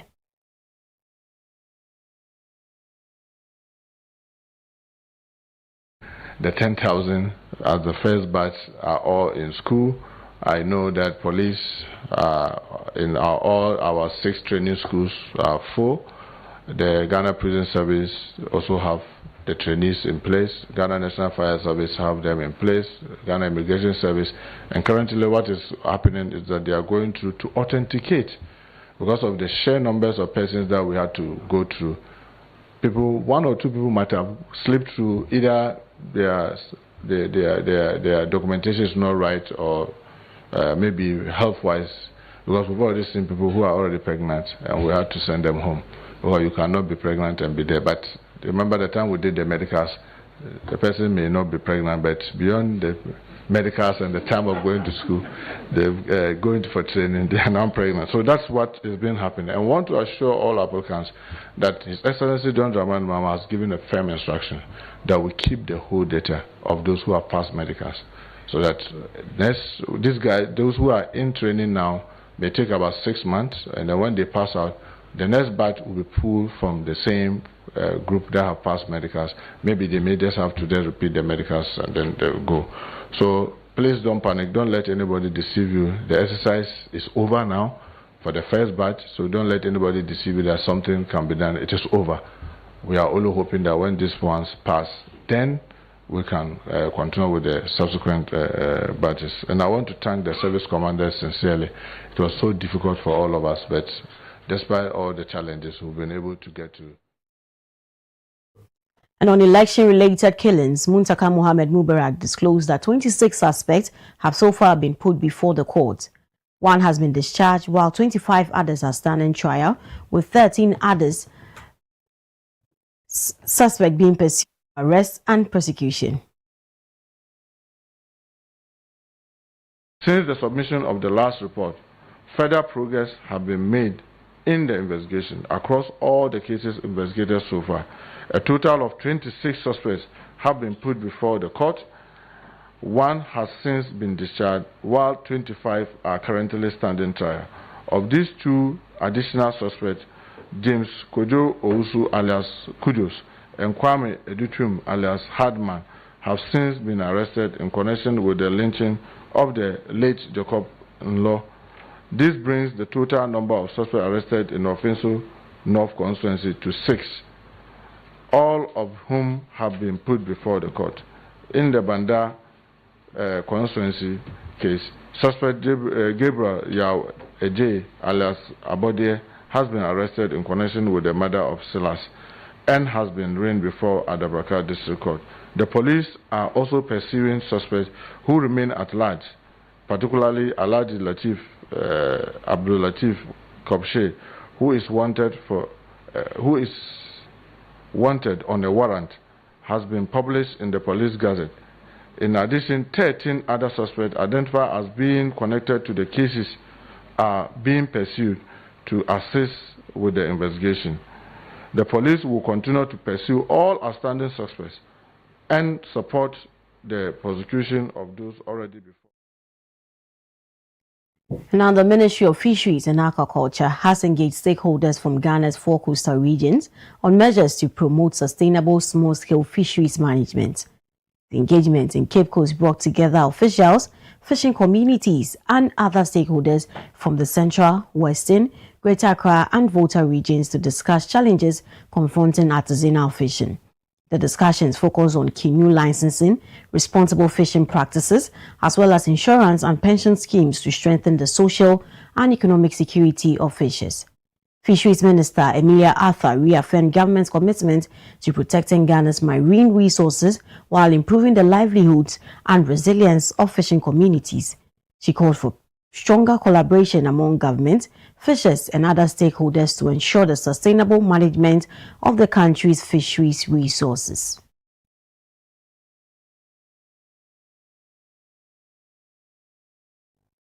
Time now for some international news.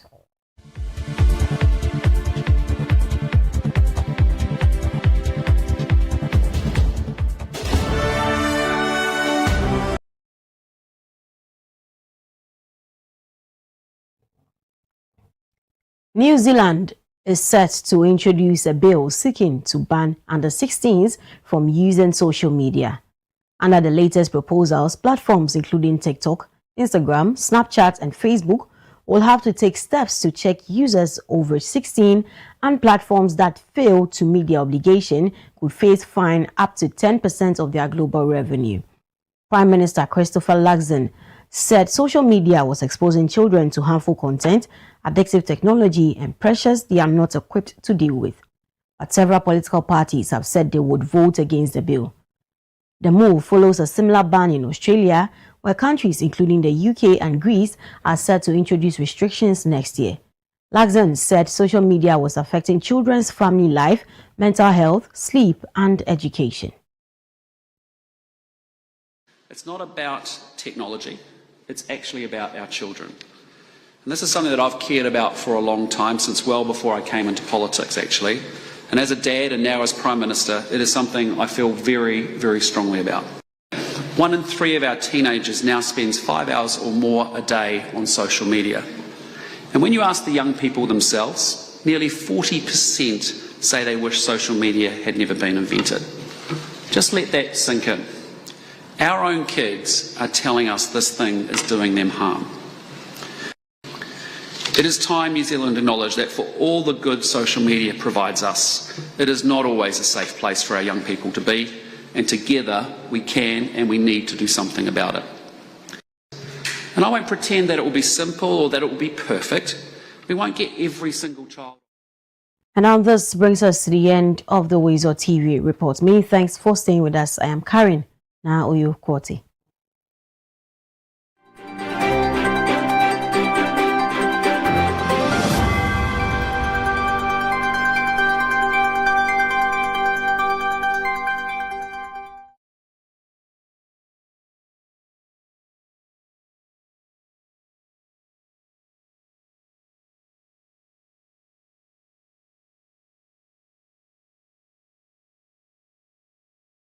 Gentlemen, I've got some bad news and some good news. Okay, the bad news is that your chances of getting prostate cancer are now just 7 to 1. In fact, prostate cancer is killing 1 man every single hour of the day in this country. Imagine that, 1 every hour of the day. But the good news is we're forming a team to stop that clock. Men United.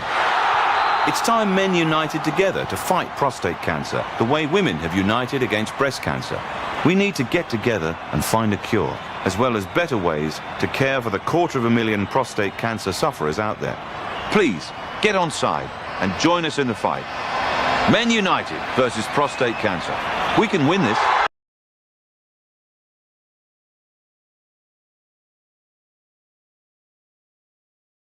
Okay, next one. Sit down. Look to camera. This is what it looks like to be exceptional, to stand out from the crowd, to make history. But what if women didn't have to be exceptional? What if they didn't have to be the first, the best, or the only woman?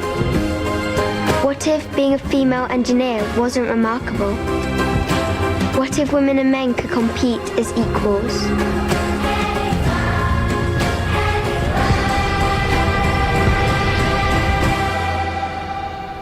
I don't want to make history. I don't want to be the only woman. I want to be one of many.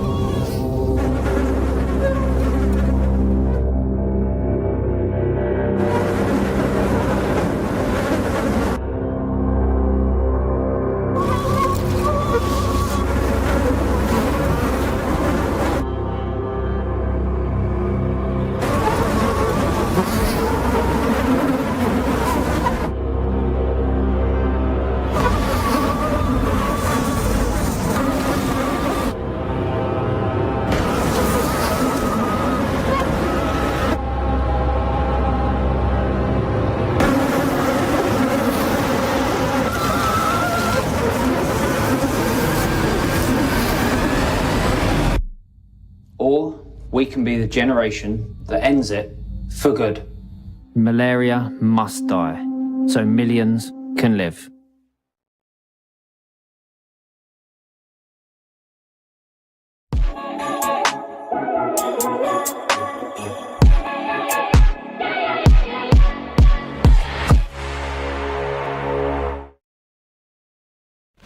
All right, welcome back for sports update on the Breakfast Cafe. I am Godfred Amwafo. Let's start from the WAFO B Women's Champions League qualifiers, because Ghana's Women's Premier League champions, Ampem Dakwa ladies, enjoyed a winning start to the 2026 qualifiers. Ampem Dakwa ladies recorded a 1-0 win over defending champions ASEC Mimosa in their opening game of the competition. Gloria Adomako scored the only goal of the game in the first half to ensure all 3 points for the Nanama.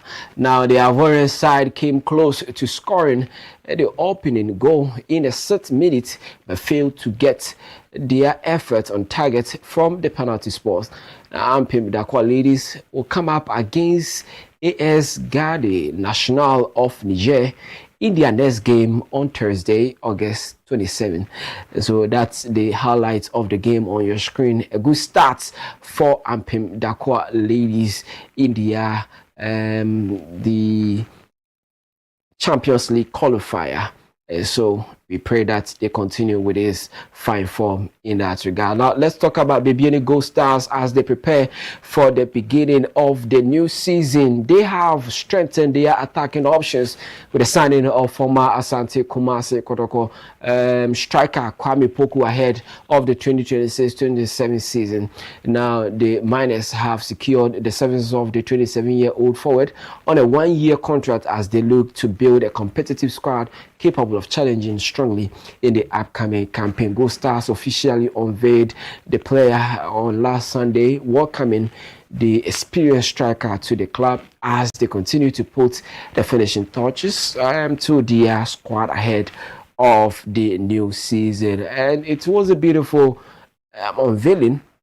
In fact, they used some of the goals that he scored for Kumasi Asante Kotoko and all that. And a lot of Kotoko fans are not quite happy about the fact that they let the player go. It's going to be a torture for them. But he has now joined a new family. And so that is the story coming in from the camp of Kwame Poku. But let's talk about football god, if you want to call him. Some are saying he still remains the greatest of all time, despite the conversation around Messi and Cristiano Ronaldo. This is Diego Maradona. Remember the hand of God incident that happened in 1986 when he used his hand in a game against England. Now that ball, that World Cup ball, has been sold at auction for £2.5 million. So that's the ball in the air for you. Yes, it has been auctioned and someone has bought it for £2.5 million. Maradona famously punched the ball, remember, past goalkeeper Peter Shilton in Argentina's 2-1 quarterfinal win over England. Now, after the game, he told reporters it had been scored with the hand of Maradona and a little with the hand of God. That's where the name Hand of God came to play. Now, Maradona later scored what became known as the goal of the century in the same game, dribbling past 5 England outfield players before slotting the ball past Shilton.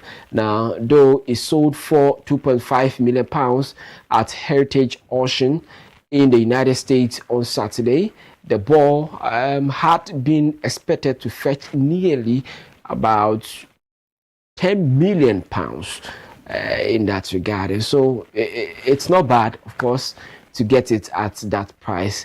You remember the same shirt that he won for that game was also sold at £7.1 million in an auction at remember in 2022. And so everything about him in that game is being auctioned. Now it's the ball. The shirts was sold for £7.1 million, and now the ball is going for £2.3 million. Interesting thing for him, but he's not alive to enjoy from this money. maybe it's going into the account of the relatives, of course. That's why we always tell you, whatever you find doing, do it well, so that even when you are no more, there will be benefits and profits that will be coming in. But fans suffer firework burns and eye injuries in Eredivisie. Dutch club SC Combo who said fans have suffered burns, hearing damage and eye injuries after Feyenoord supporters threw fireworks during Sunday's league match. Now, play was suspended for around 10 minutes in the first half after visiting fans in the away end at the Koi Stadion in lit a large number of red flares through fireworks. Now, some of the fireworks were aimed towards sections containing home fans, and SC Campbell said in a statement that 5 supporters were confirmed to have been injured.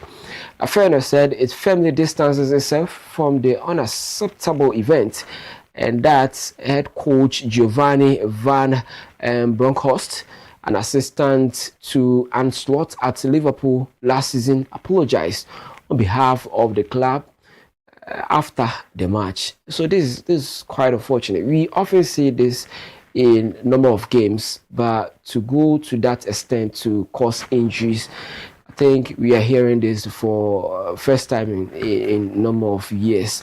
We don't want to see it again. We go to stadium to enjoy football, not come home with injuries. Now, some have injured their eyes, their hearing, and all that. But let's see how the doctors will come about to heal them. And we pray that those injured will be healed on time so that they return to enjoying the game of football. This is where the Curtains of Sports. I'm Godfred Amon for Entertainment. It's up next.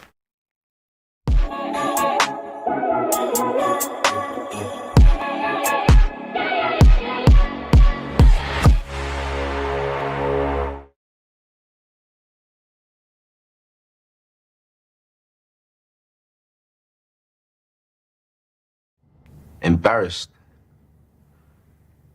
Too embarrassed to speak to a loved one. Too embarrassed to speak to your doctor. Too embarrassed.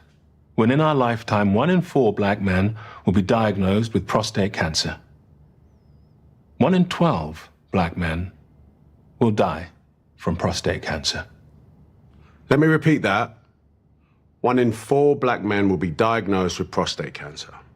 1 in 12 black men will die from prostate cancer disease. 1 in 12. That could be your dad, even your older brother, uncle, or grandfather. You need to make sure they are not embarrassed to speak to you or their doctor about it. Hey, Dad, have you had your prostate checked out? See? How hard is that? It's easy. Just start the conversation. Prostate cancer is survivable if caught and treated early enough. Don't let embarrassment stop you having this important conversation. You may save someone's life. Not just your own.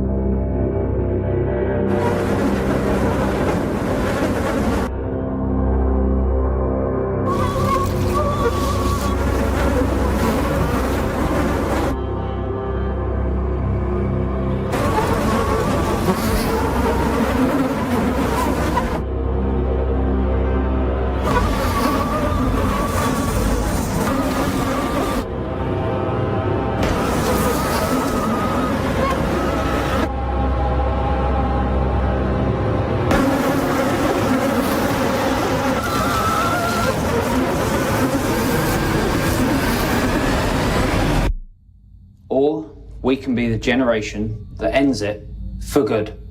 Malaria must die, so millions can live.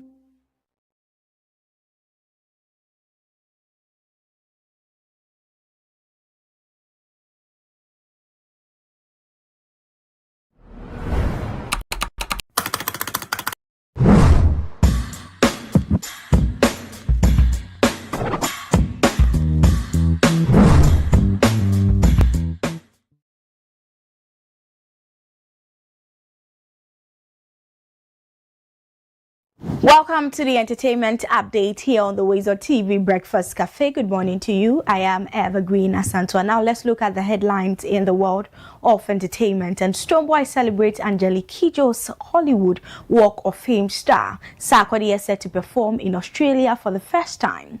Baroski appeals for help to return to Ghana from UK.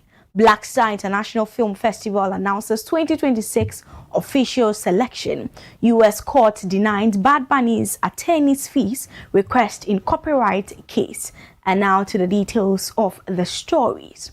Ghanaian Afro dancehall star Stonebwoy has joined celebrations after Beninese music icons Angelique Kidjo made history as the first African musician and first Black African to receive a star on the Hollywood Walk of Fame. Angelique Kidjo was honored on August 18 as part of the Hollywood Walk of Fame's class of 2026, recognizing her more than 4 decades of contribution to music and global culture.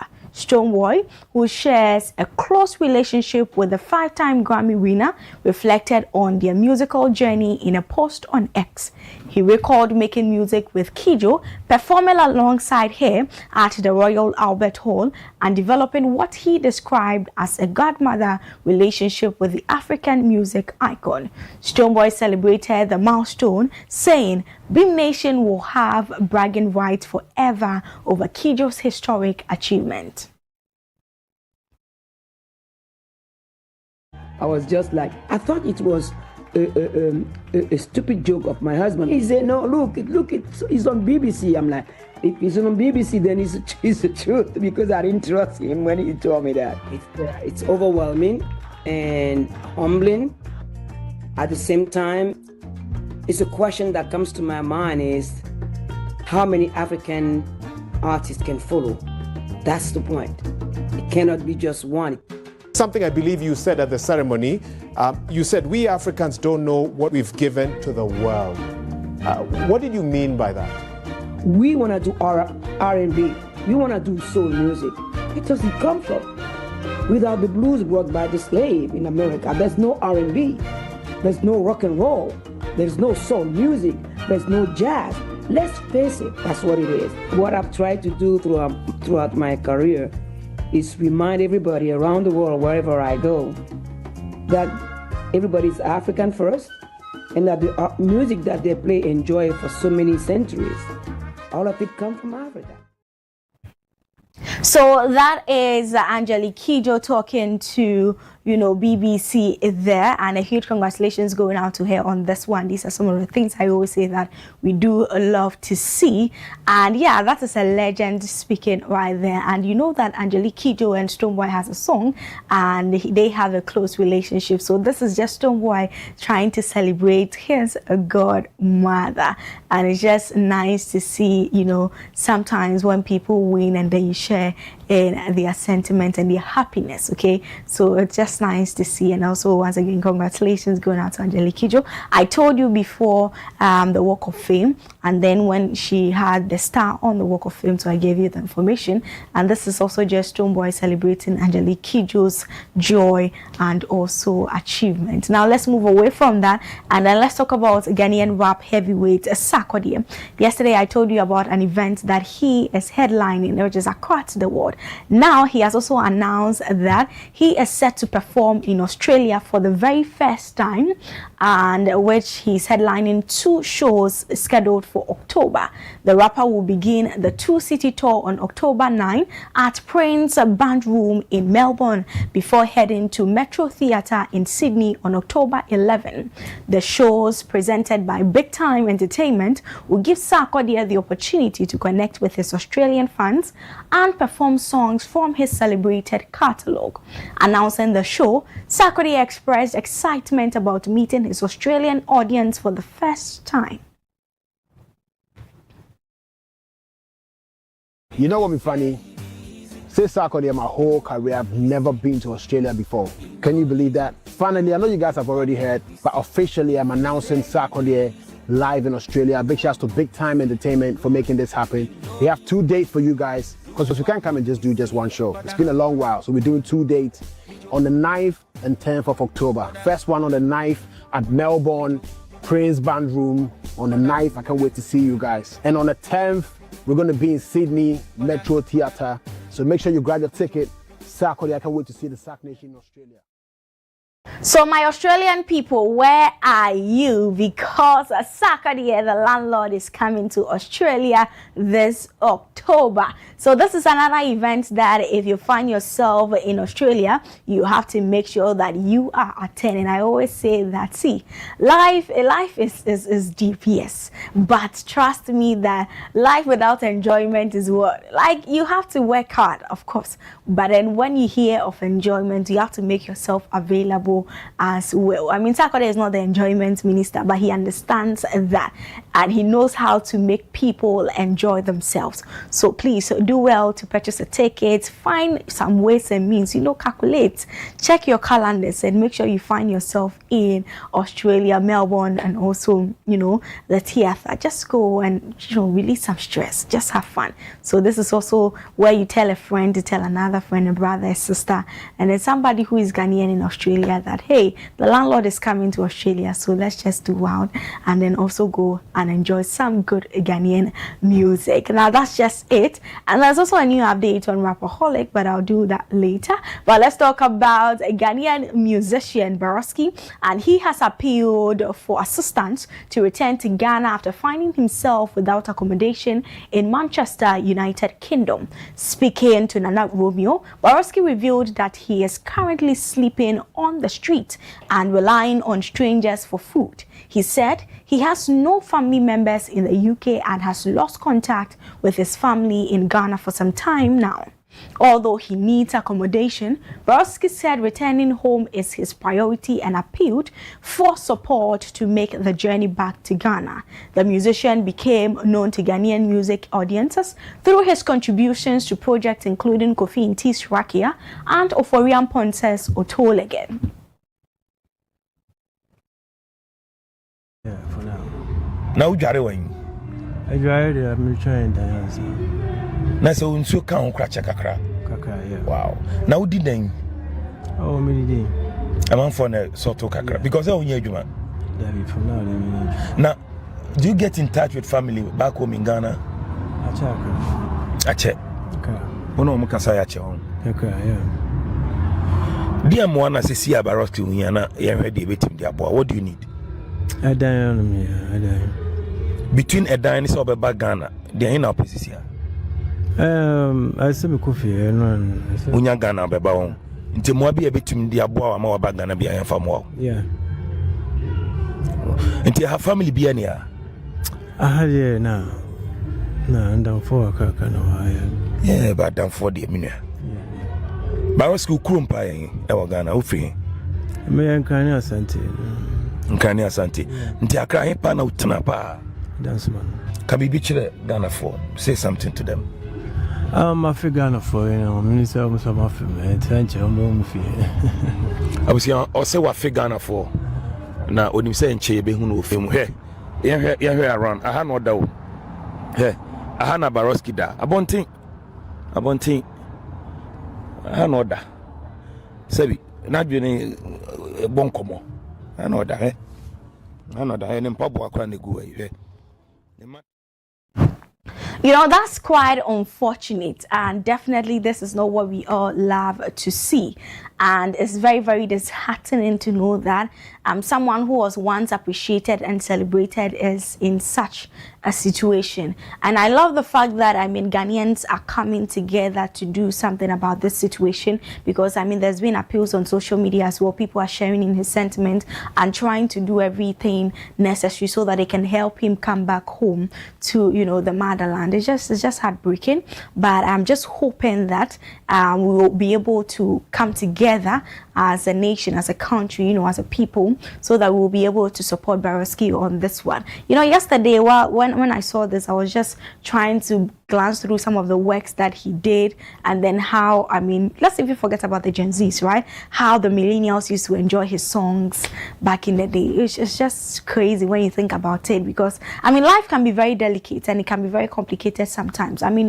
Those also judging him. Social media will not be social media if there are not people talking down on him, people saying what they have to say, and definitely there'll be the good ones who will share in your sentiment and try to understand your situation. But you know, it's just life has just happened, and life is what happens while you're busy making other plans. At least that's what people believe. So life has happened to Barowski, but we are hoping that we can all help him leave this situation so that he can come back to Ghana, Dansoman, where he says that he lives, and then he can be absolutely fine. So as and when there are updates with regards to the story, I'll do well to bring that to your notice. But if you want to help, if you want to support him, you can reach out to Nana Romeo so that you can make the Barowski come home to Ghana. This story is just something else. But let's talk about the Black Star International Film Festival, and it has announced its official selection for the 2026 edition, featuring films from 11 countries. Now, the 11th edition of the festival will take place from September 24 to 27 at Golden Eagle Cinemas in Kumasi. The selected countries including Ghana, Nigeria, Uganda, the United States, South Africa, Zimbabwe, China, Cameroon, Singapore, the Dominican Republic, and Russia. Now, the program will feature international and Ghanaian showcases, student films, documentaries, animations, Kumewood productions, and AI-generated films. This year's festival is themed Film and Global Culture, the new wave of African cinema, with discussions focusing on building African audiences, local language cinema, AI and storytelling, and the mental health of creatives. The festival received submissions from 42 countries, highlighting its growing international reach as it moves to Kumasi for its 11th edition. And that is also the new update when it comes to the Black Star International Film Festival. I told you when it announced its 11th edition, and now they have finally selected the 11 films from different countries across the continent, and you clearly heard that it received 42 submissions. That's quite, you know, a progress. I mean, it's been 11 years, so it's understandable. They've really done a good job when it comes to this film festival, and I love that people are also coming on board and people are beginning to understand the vision and mission behind this initiative, and people are trying to, you know, also submit when necessary and then try to, you know, win something and also get the eyeballs that they need. So congratulations to all the countries that films were received and even selected from. So when we see the winner at the end, which is on the 27th of September 2026, I'll do well to bring that to your notice as well, so that we can celebrate and appreciate the country that is going to win this year's edition. Now to something that has been in court for quite some time now. I told you about it, and there's an update to it. And a United States federal court has denied a request by Bad Bunny and other defendants to recover legal fees from Empower Africa Music Services following a copyright dispute over the song and Senam Bela, and the case centered on allegations that the Bad Bunny track sampled the 2019 Afrobeat song Empty My Pocket, produced for Nigerian artist Joeboy. In its August 20th ruling, the court found that Empower's copyright claims were objectively reasonable and not frivolous. The court and judge also noted that Bad Bunny's camp had acknowledged using the sample, while also questions remained over whether the party that granted permission to use it had the legal authority to do so. Now, the underlying lawsuit was eventually dismissed with prejudice after the plaintiffs failed to continue prosecuting the case. Now, however, the latest ruling does not establish that Bad Bunny infringed Empower's copyright. It only addresses the defendant's request for attorney fees and cost, and that is also the current update with that. And I love to see the progress when it comes to this copyright dispute. And I always say that, you know, sometimes when it goes situations or cases go to the courtroom, it might not necessarily mean that the one who is right will win, but it's just what it is. And I like the fact that there's sort of a free and fair situation also on here, and we'll see how far it goes. But it looks like it is finally getting to an end, or there's finally this case will be getting out of court very, very, very soon. But anyway, still doesn't take away the fact that Empower Music is still doing well. Bad Bunny is also still doing well when it comes to both of the artists, their career, and then what have you. And that will be all for today's entertainment update here on the WoezorTV Breakfast Cafe. My name is Evergreen Asantua. Tomorrow is Wednesday, and at 2:00 p.m. Tune Talk comes your way. We talk the tune and we simply leave the vibe. So do well to join me tomorrow, God willing. Let's have an amazing conversation, enjoy some good music, and of course, let's play some games as well. So I'll see you tomorrow. Have a good morning. Enjoy the rest of the program.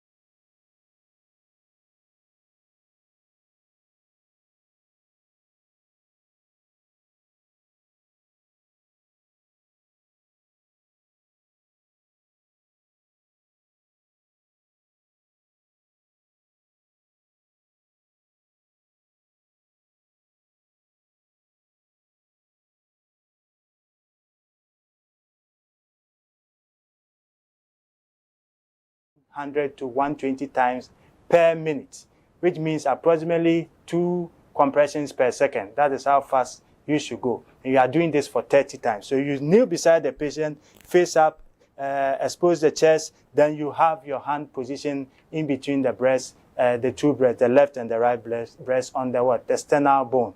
Then you begin to compress. And how deep will you go? You are going deep as 2.5 inches. That's approximately about 5 centimeters deep. That is how deep you are going. So you compress 1, 2, 3, 4, 5, 6, 7, 8, 9, 10, 11, 12, 13, 14, 15, 16, 17, 18, 19, 20, 21, 22, 23, 24, 25, 26, 27, 28, 29, 30. After you've done this, you have what you call the face shield, which is usually in a standard first aid kit. You put it in the face of the patient this way. You pinch the tip of the nose. You open up the airway of the patient this way by doing what you call the head tilt and chin lift. So you pinch the tip of the nose, then you blow the air through the mouth of the patient. You do it 2 times. Put your mouth around the patient's mouth and breathe twice. Blow air into the patient's mouth 2 times. And this is what we call rescue breath. Once you are done with the 2 breaths, you come back, position your hand once again at the center of the chest with the heel of one hand, you interlock it, you go in 30 times again. So you go 1, 2, 3, 4, 5, 6, 7, 8, 9, 10, 11, 12, 13, 14, 15, 16, 17, 18, 19, 20, 21, 20. We are doing this for 30 times. So you are pushing hard and fast.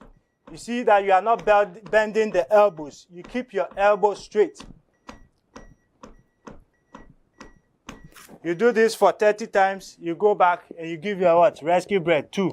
You breathe into the patient's mouth twice, around the mouth twice. You go back, then 30 compressions again. So you do this in that cycle of 5 cycles of 30 compressions, 2 rescue breath. Many a times, when you do this in a timely manner, by the first cycle, you're able to get the patient back to life. So this is what we mean by performing cardiopulmonary resuscitation, which is popularly known as CPR, for somebody who has gone into cardiac arrest. It's not any patient who collapses that you do this for. You need to what? Assess the patient before you know whether the patient is in cardiac arrest or the patient is just a collapsed patient. If it's a collapsed patient, is still breathing, has a pulse, you can put the patient in what we call the recovery position whilst you what? Still assess the patient, awaiting for the arrival of professional help. So as I mentioned, you see in the procedure, I mentioned that the first thing is ensuring the safety of the scene. After ensuring the safety of the scene, you come in with the appropriate personal protective equipment. You have your gloves on, you get to your patient, let the patient be placed what? Face up position, expose the chest. Then you make sure that you what? Check for response of the patient. Now you tap the patient. You tap the patient. When you tap the patient, there is no response, you have to call for help. That calling for help, I imply, for instance, calling the 112, the ambulance services to come on scene. Before they get on scene, you have to get back to your patient and institute the CPR procedure to make sure that by the time they come, fortunately, you have your patient back to life. Thank you.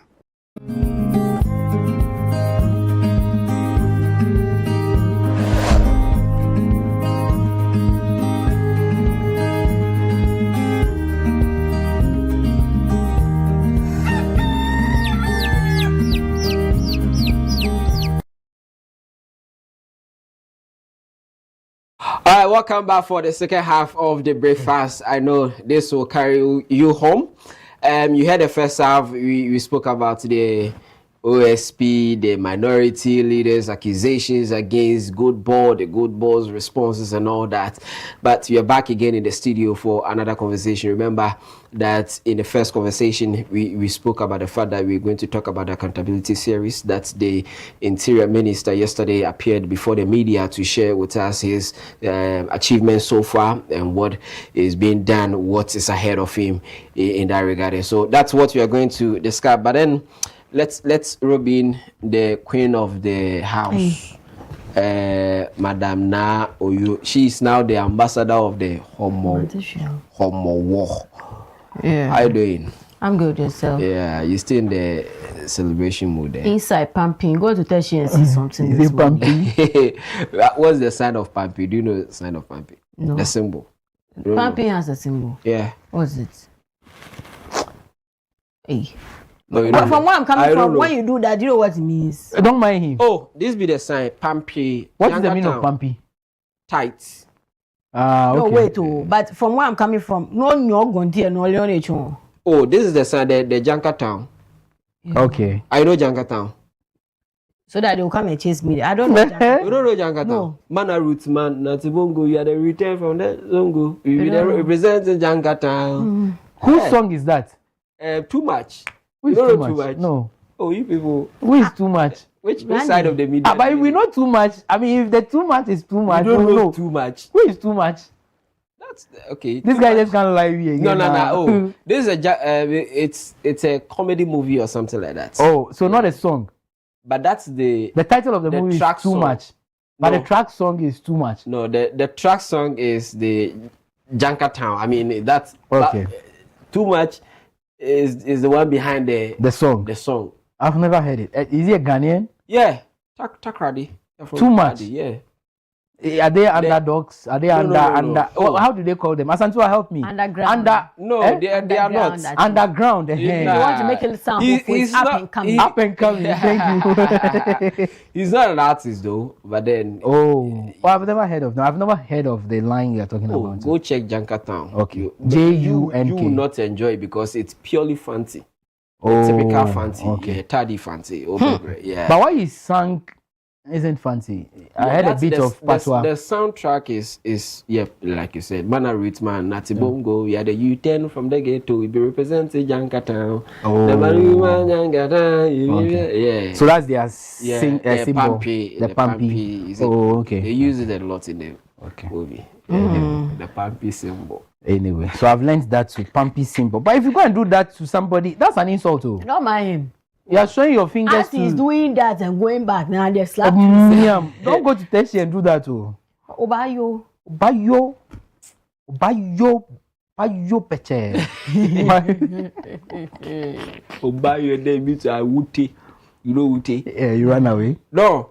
Wute is what? Wute is give you back a Wute. Anyway, but I think you've raised a very important point, conversation that we need to have. Let's take a look at the announcement made. I am more interested in the 10,000 recruitment thing because a lot of people keep asking the question now, and myself, we know our friends, our brothers and sisters who have applied are waiting, what's the name? Training and all of that. We also understand they are in badges. What exactly is the situation? If you're watching for the first time, let's take a listen to what the minister said yesterday during his time at the accountability series. We'll come back and share our thoughts on it. Thank God is almost coming to an end. The 10,000 as the first batch are all in school. I know that police in all our 6 training schools are full. The Ghana Prison Service also have the trainees in place. Ghana National Fire Service have them in place. Ghana Immigration Service. And currently what is happening is that they are going through to authenticate because of the sheer numbers of persons that we had to go through. People, 1 or 2 people might have slipped through either their documentation is not right or maybe health-wise, because we've already seen people who are already pregnant and we had to send them home. Or you cannot be pregnant and be there. But remember the time we did the medicals, the person may not be pregnant, but beyond the medicals and the time of going to school, they're going for training, they are now pregnant. So that's what is being happening. And I want to assure all applicants that His Excellency John Dramani Mahama has given a firm instruction that we keep the whole data of those who have passed medicals. So that those who are in training now may take about 6 months, and then when they pass out, the next batch will be pulled from the same group that have passed medicals. Maybe they may just have to then repeat the medicals and then they'll go. So please don't panic. Don't let anybody deceive you. The exercise is over now for the first batch, so don't let anybody deceive you that something can be done. It is over. We are only hoping that when these ones pass, then we can continue with the subsequent batches. And I want to thank the service commanders sincerely. It was so difficult for all of us, but despite all the challenges, we've been able to get to the end. So I want to thank them. All right, so that's it. And for me, I think let's take it from when the whole process started. I think we saw the earlier challenges where we recorded some casualties as well. But after that, I think we had a very robust system where it became an online application. The exams was also routine and all of that. But we also saw the misunderstanding, should I say, after the examination and all of that. The number of people who didn't go through to the next stage, rejected and all of that. Then after that, also we saw that statement, and I love that question you asked the Ghana ACE Commission boss on that announcement that was made some time ago that people were didn't meet, and I feel that HIV. It was not needed. I just didn't want to repeat that because it was not needed. Pardon me for it. It was just not needed. Else, the fight we have been fighting against stigmatization will continue. Imagine Randy had applied, and that also shows that, I mean, due diligence wasn't made in that regard, because he says that one test cannot determine exactly you have yes positive. Yes 3 or more. You have to take 3 or more, and that can even take more than 1 month. Yeah. To determine that someone is HIV positive or not. And if you are positive, it doesn't mean that you are not qualified to be in the military, because it's not prerequisite, like you said. Does that take away anything at all? It doesn't take anything. You see, I mean, we have HIV positive who are even strong, and you can't tell us that over 1 million security personnel in this country, you have a single HIV positive person in there.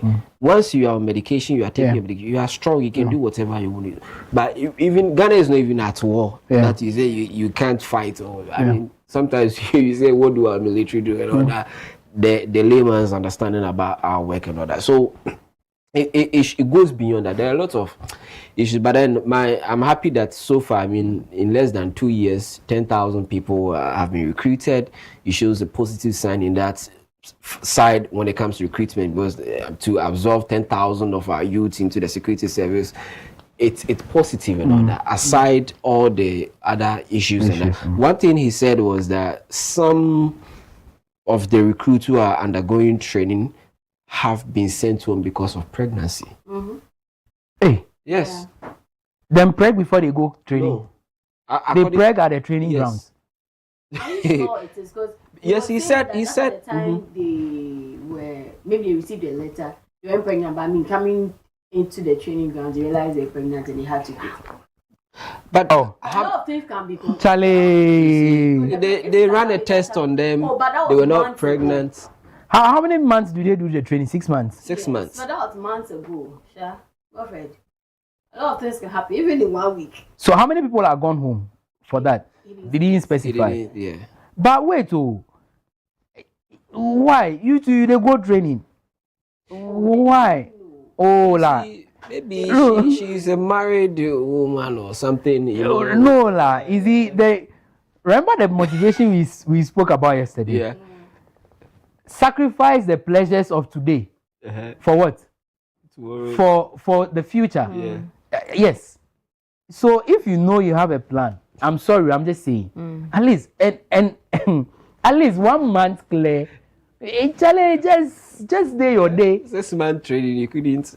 No, you are not getting it. 6 months. You are just going to train for 6 months. Yeah. So I'm saying that before. So if you have gotten through, so you've gone through the medicals. I think medicals is the last one before the training, right? If you have gone through medicals and it took them a month or two, stay away from this thing.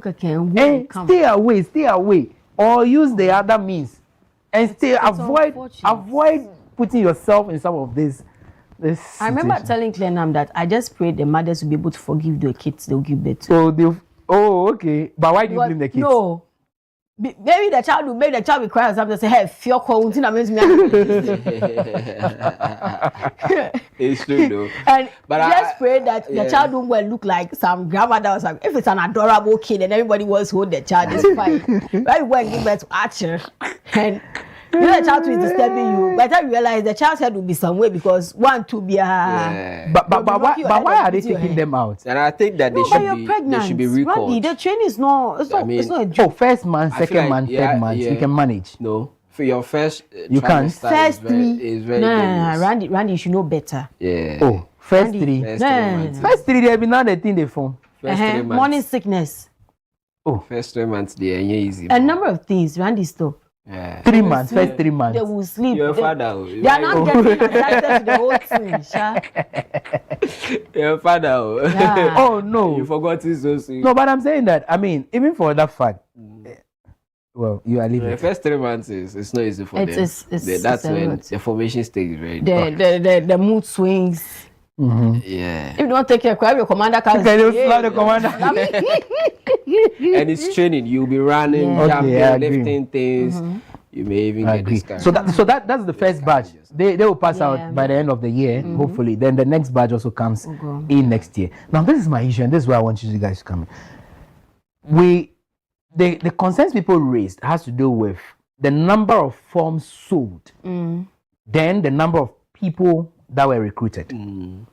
You look at the gap, quite huge, and it's not as if it started under this regime. It has been an issue that has been there for all this while, and it's not just about the security agencies, even our schools, our tertiary institutions. So you know the intake will be 1,000. Why do you go print out forms times 5 of the numbers you can take in to make money? Yes, and that's where we feel that it might be, what's the word? Not profiteering, but yes, you're taking more from us. Yeah. Because you know that you can only take 1,000 people. The space available to you is 1,000. Give and take. You can even add 200 or 500 to it. Plus or minus. Plus or minus. But printing or having forms over, 5,000, 20,000. When you open the portal, like even 1 million people can apply. Yes, and that was what we saw. Enough.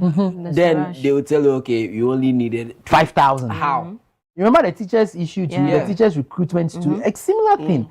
I don't know how that can change in the coming years. It can, because even the health ministry, the minister is looking at the same, different process as he's going to do the regional-based recruitment and district-based recruitment. So if he will look at maybe central region, you need about 200 nurses or maybe health professionals.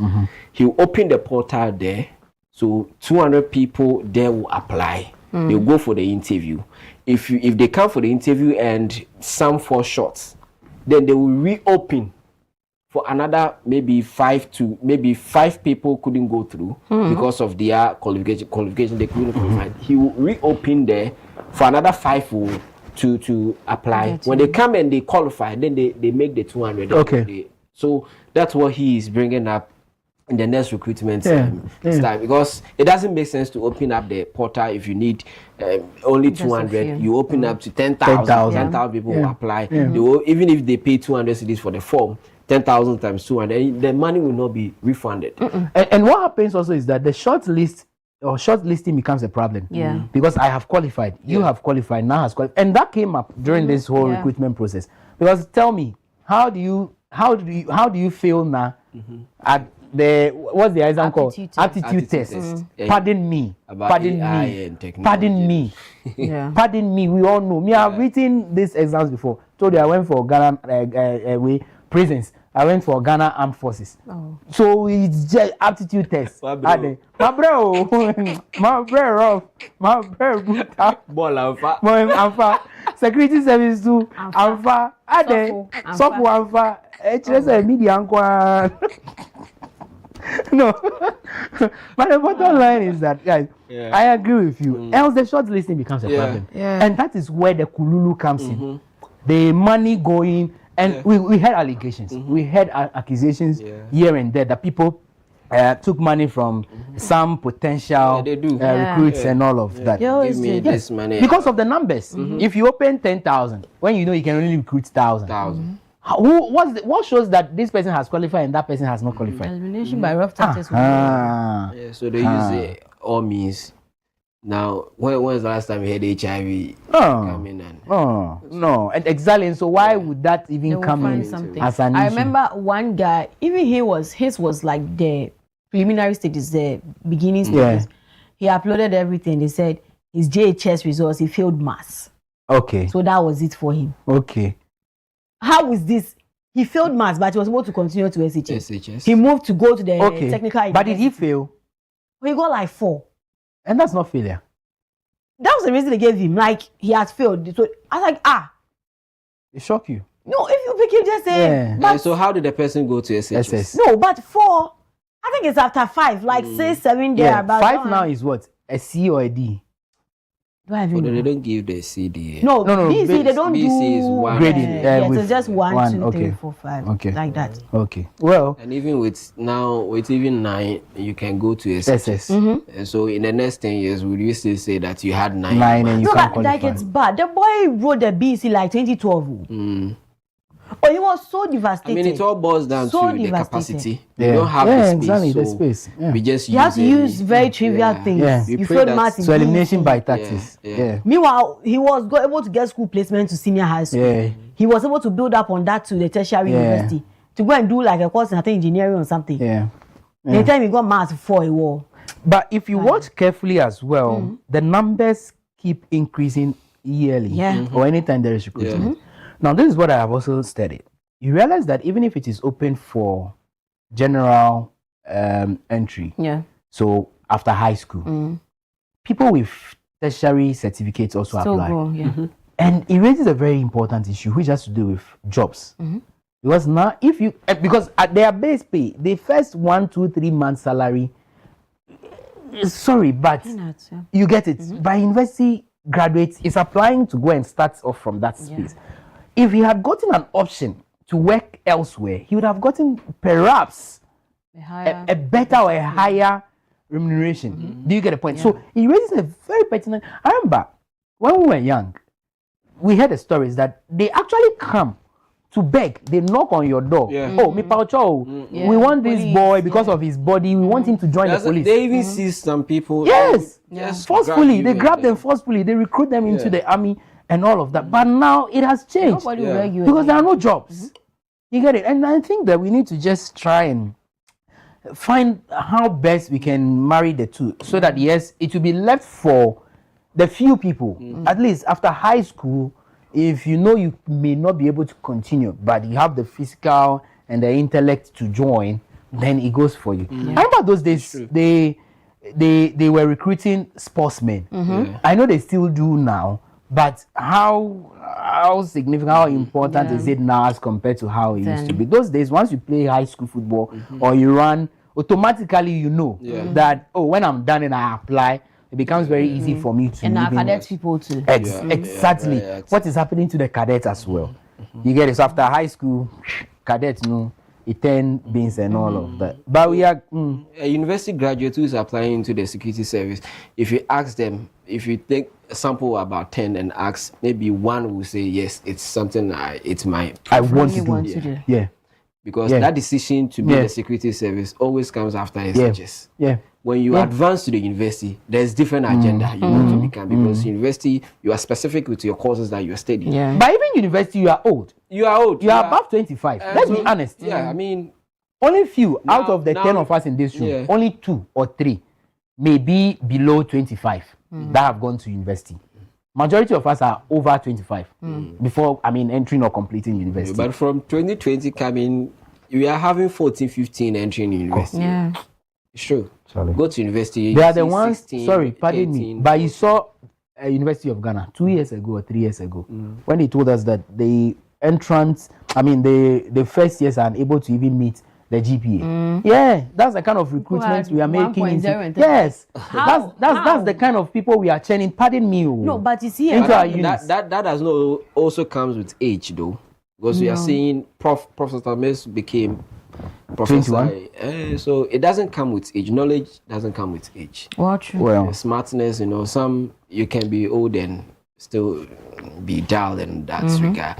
We are seeing people, because if you look at the GHS graduates at the moment, 13, 12, 11, how? I'm times, Time is changing. No, but Godfred, if you look at it very well, ideally, or because they started school, they went to throw them in daycare at 6 months, so they were just going like that. Basically not like that, but you see, me, I was around homeschooled. 10 or something before I started the basic school. Yeah. No, because we know. I mean, 9 years. You start from class. Is it 9 or 6? Oh, 6. 6 Class 1 should be from 6. class 1. Yeah. Me. So if you do class 1, 6, spread it across. Hey. Let's go on. Across, yeah. Across, not across. We didn't even hear Across, that. You not head. Across. I mean, you should be about 14 or 15 before you leave the basic school. Right? So if you add 3 from high school to read, you are doing almost 16 or 17. 4 from uni. So again, it's still around that same 20, range of 20, 25. They're about that. So, but I'm just saying, advocating for jobs.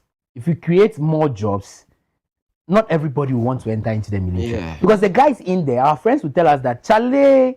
I'm scared of the police and military. I don't want to see gun. Why? Sometimes when I see someone is being arrested, I feel sorry. Like I just want to cry for the person. So the guy is a crime baby. The military and the security service has never been my option. If you force me, maybe immigration.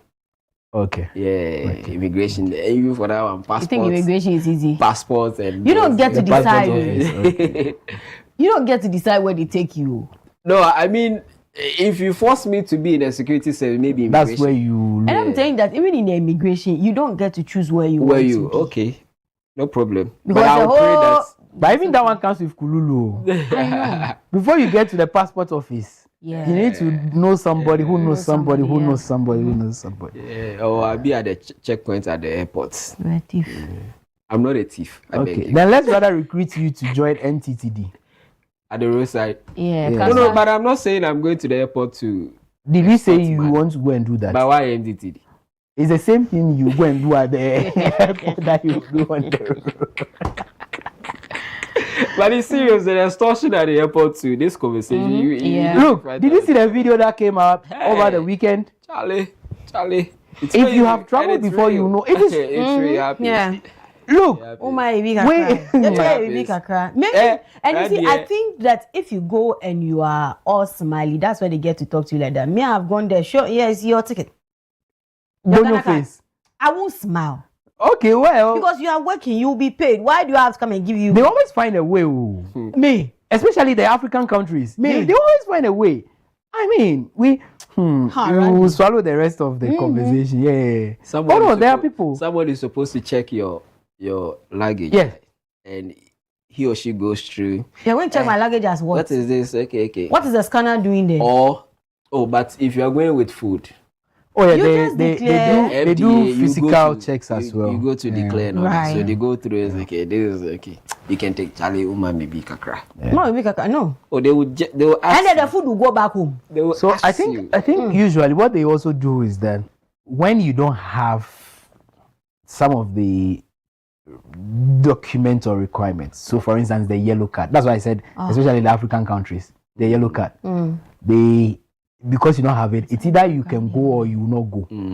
So that's where you are made to sort out. Even if you have everything, after everything, you say, oh, it happens. Already, surprisingly, the whole of this week, I've been to the mall, I've been to La Paz where they said the sofa and all that.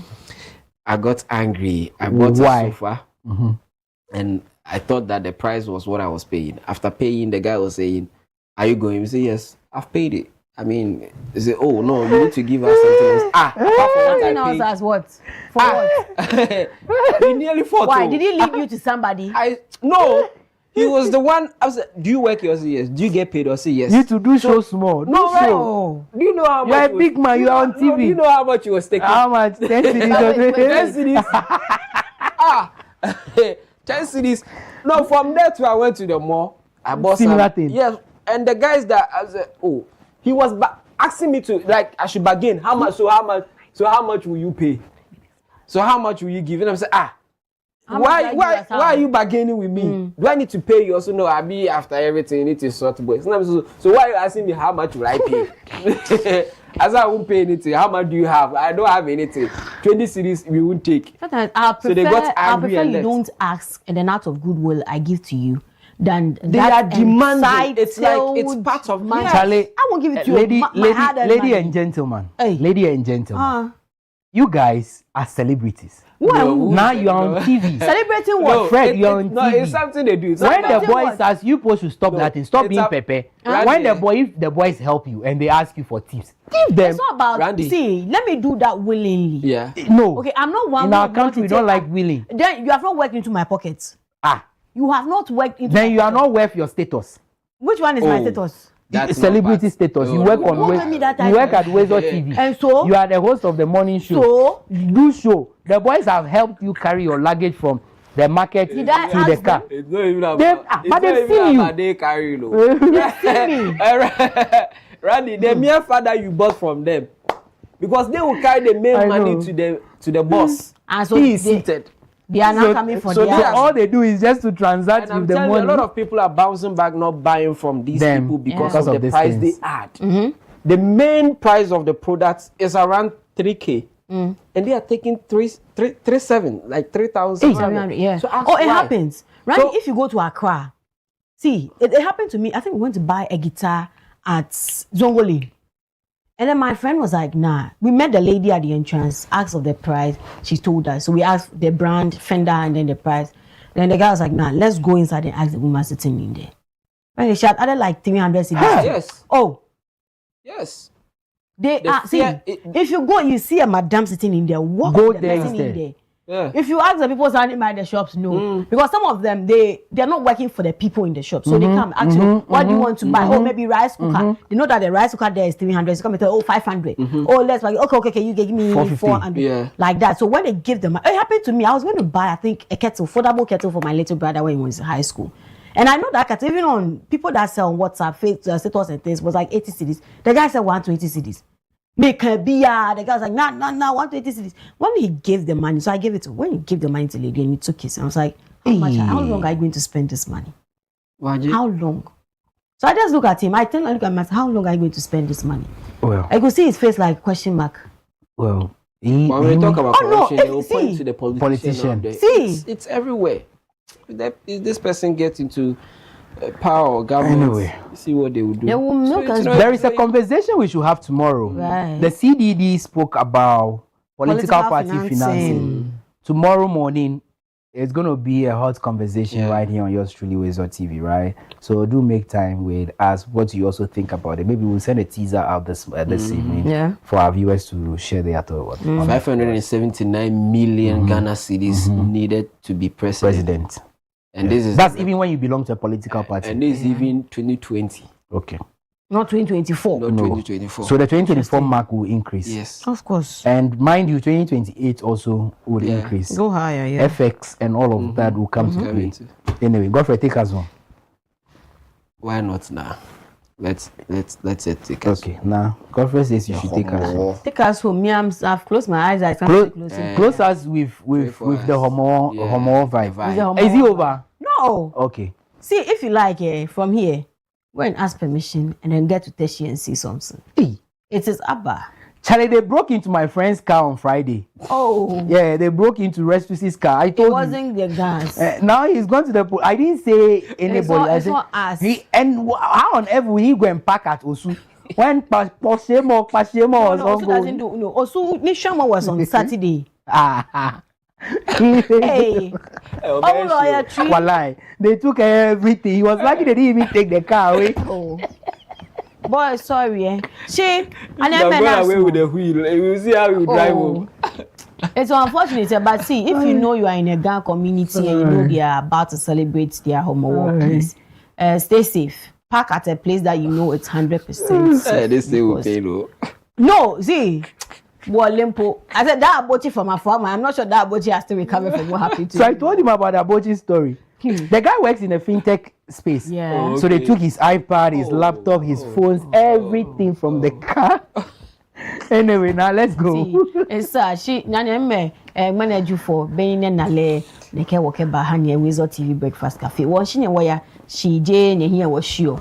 It was Danny Wabaya. Let's celebrate some birthdays. Quick, and then we go first on our list for today. Mrs. Florence Duval, happy birthday to you today, Mrs. Florence Duval. The Lord bless this new year for you, and may He make this year a beautiful one and an amazing one for you. Enjoy your year, Mrs. Florence Duval. And this is coming from your daughter, Portia. She says, may God bless you, make you live long and reap the fruits of your labor. I love you so much, and I certainly can't live without you. Away from her, let's see who we are celebrating again. Manuela AJ Mensah, happy birthday to you, ma'am. And this is coming from your husband, Mr. J Mensah, to you. Live long. Cheers to a good year, bigger and better new year. Away from her, let's celebrate another amazing personality here this morning.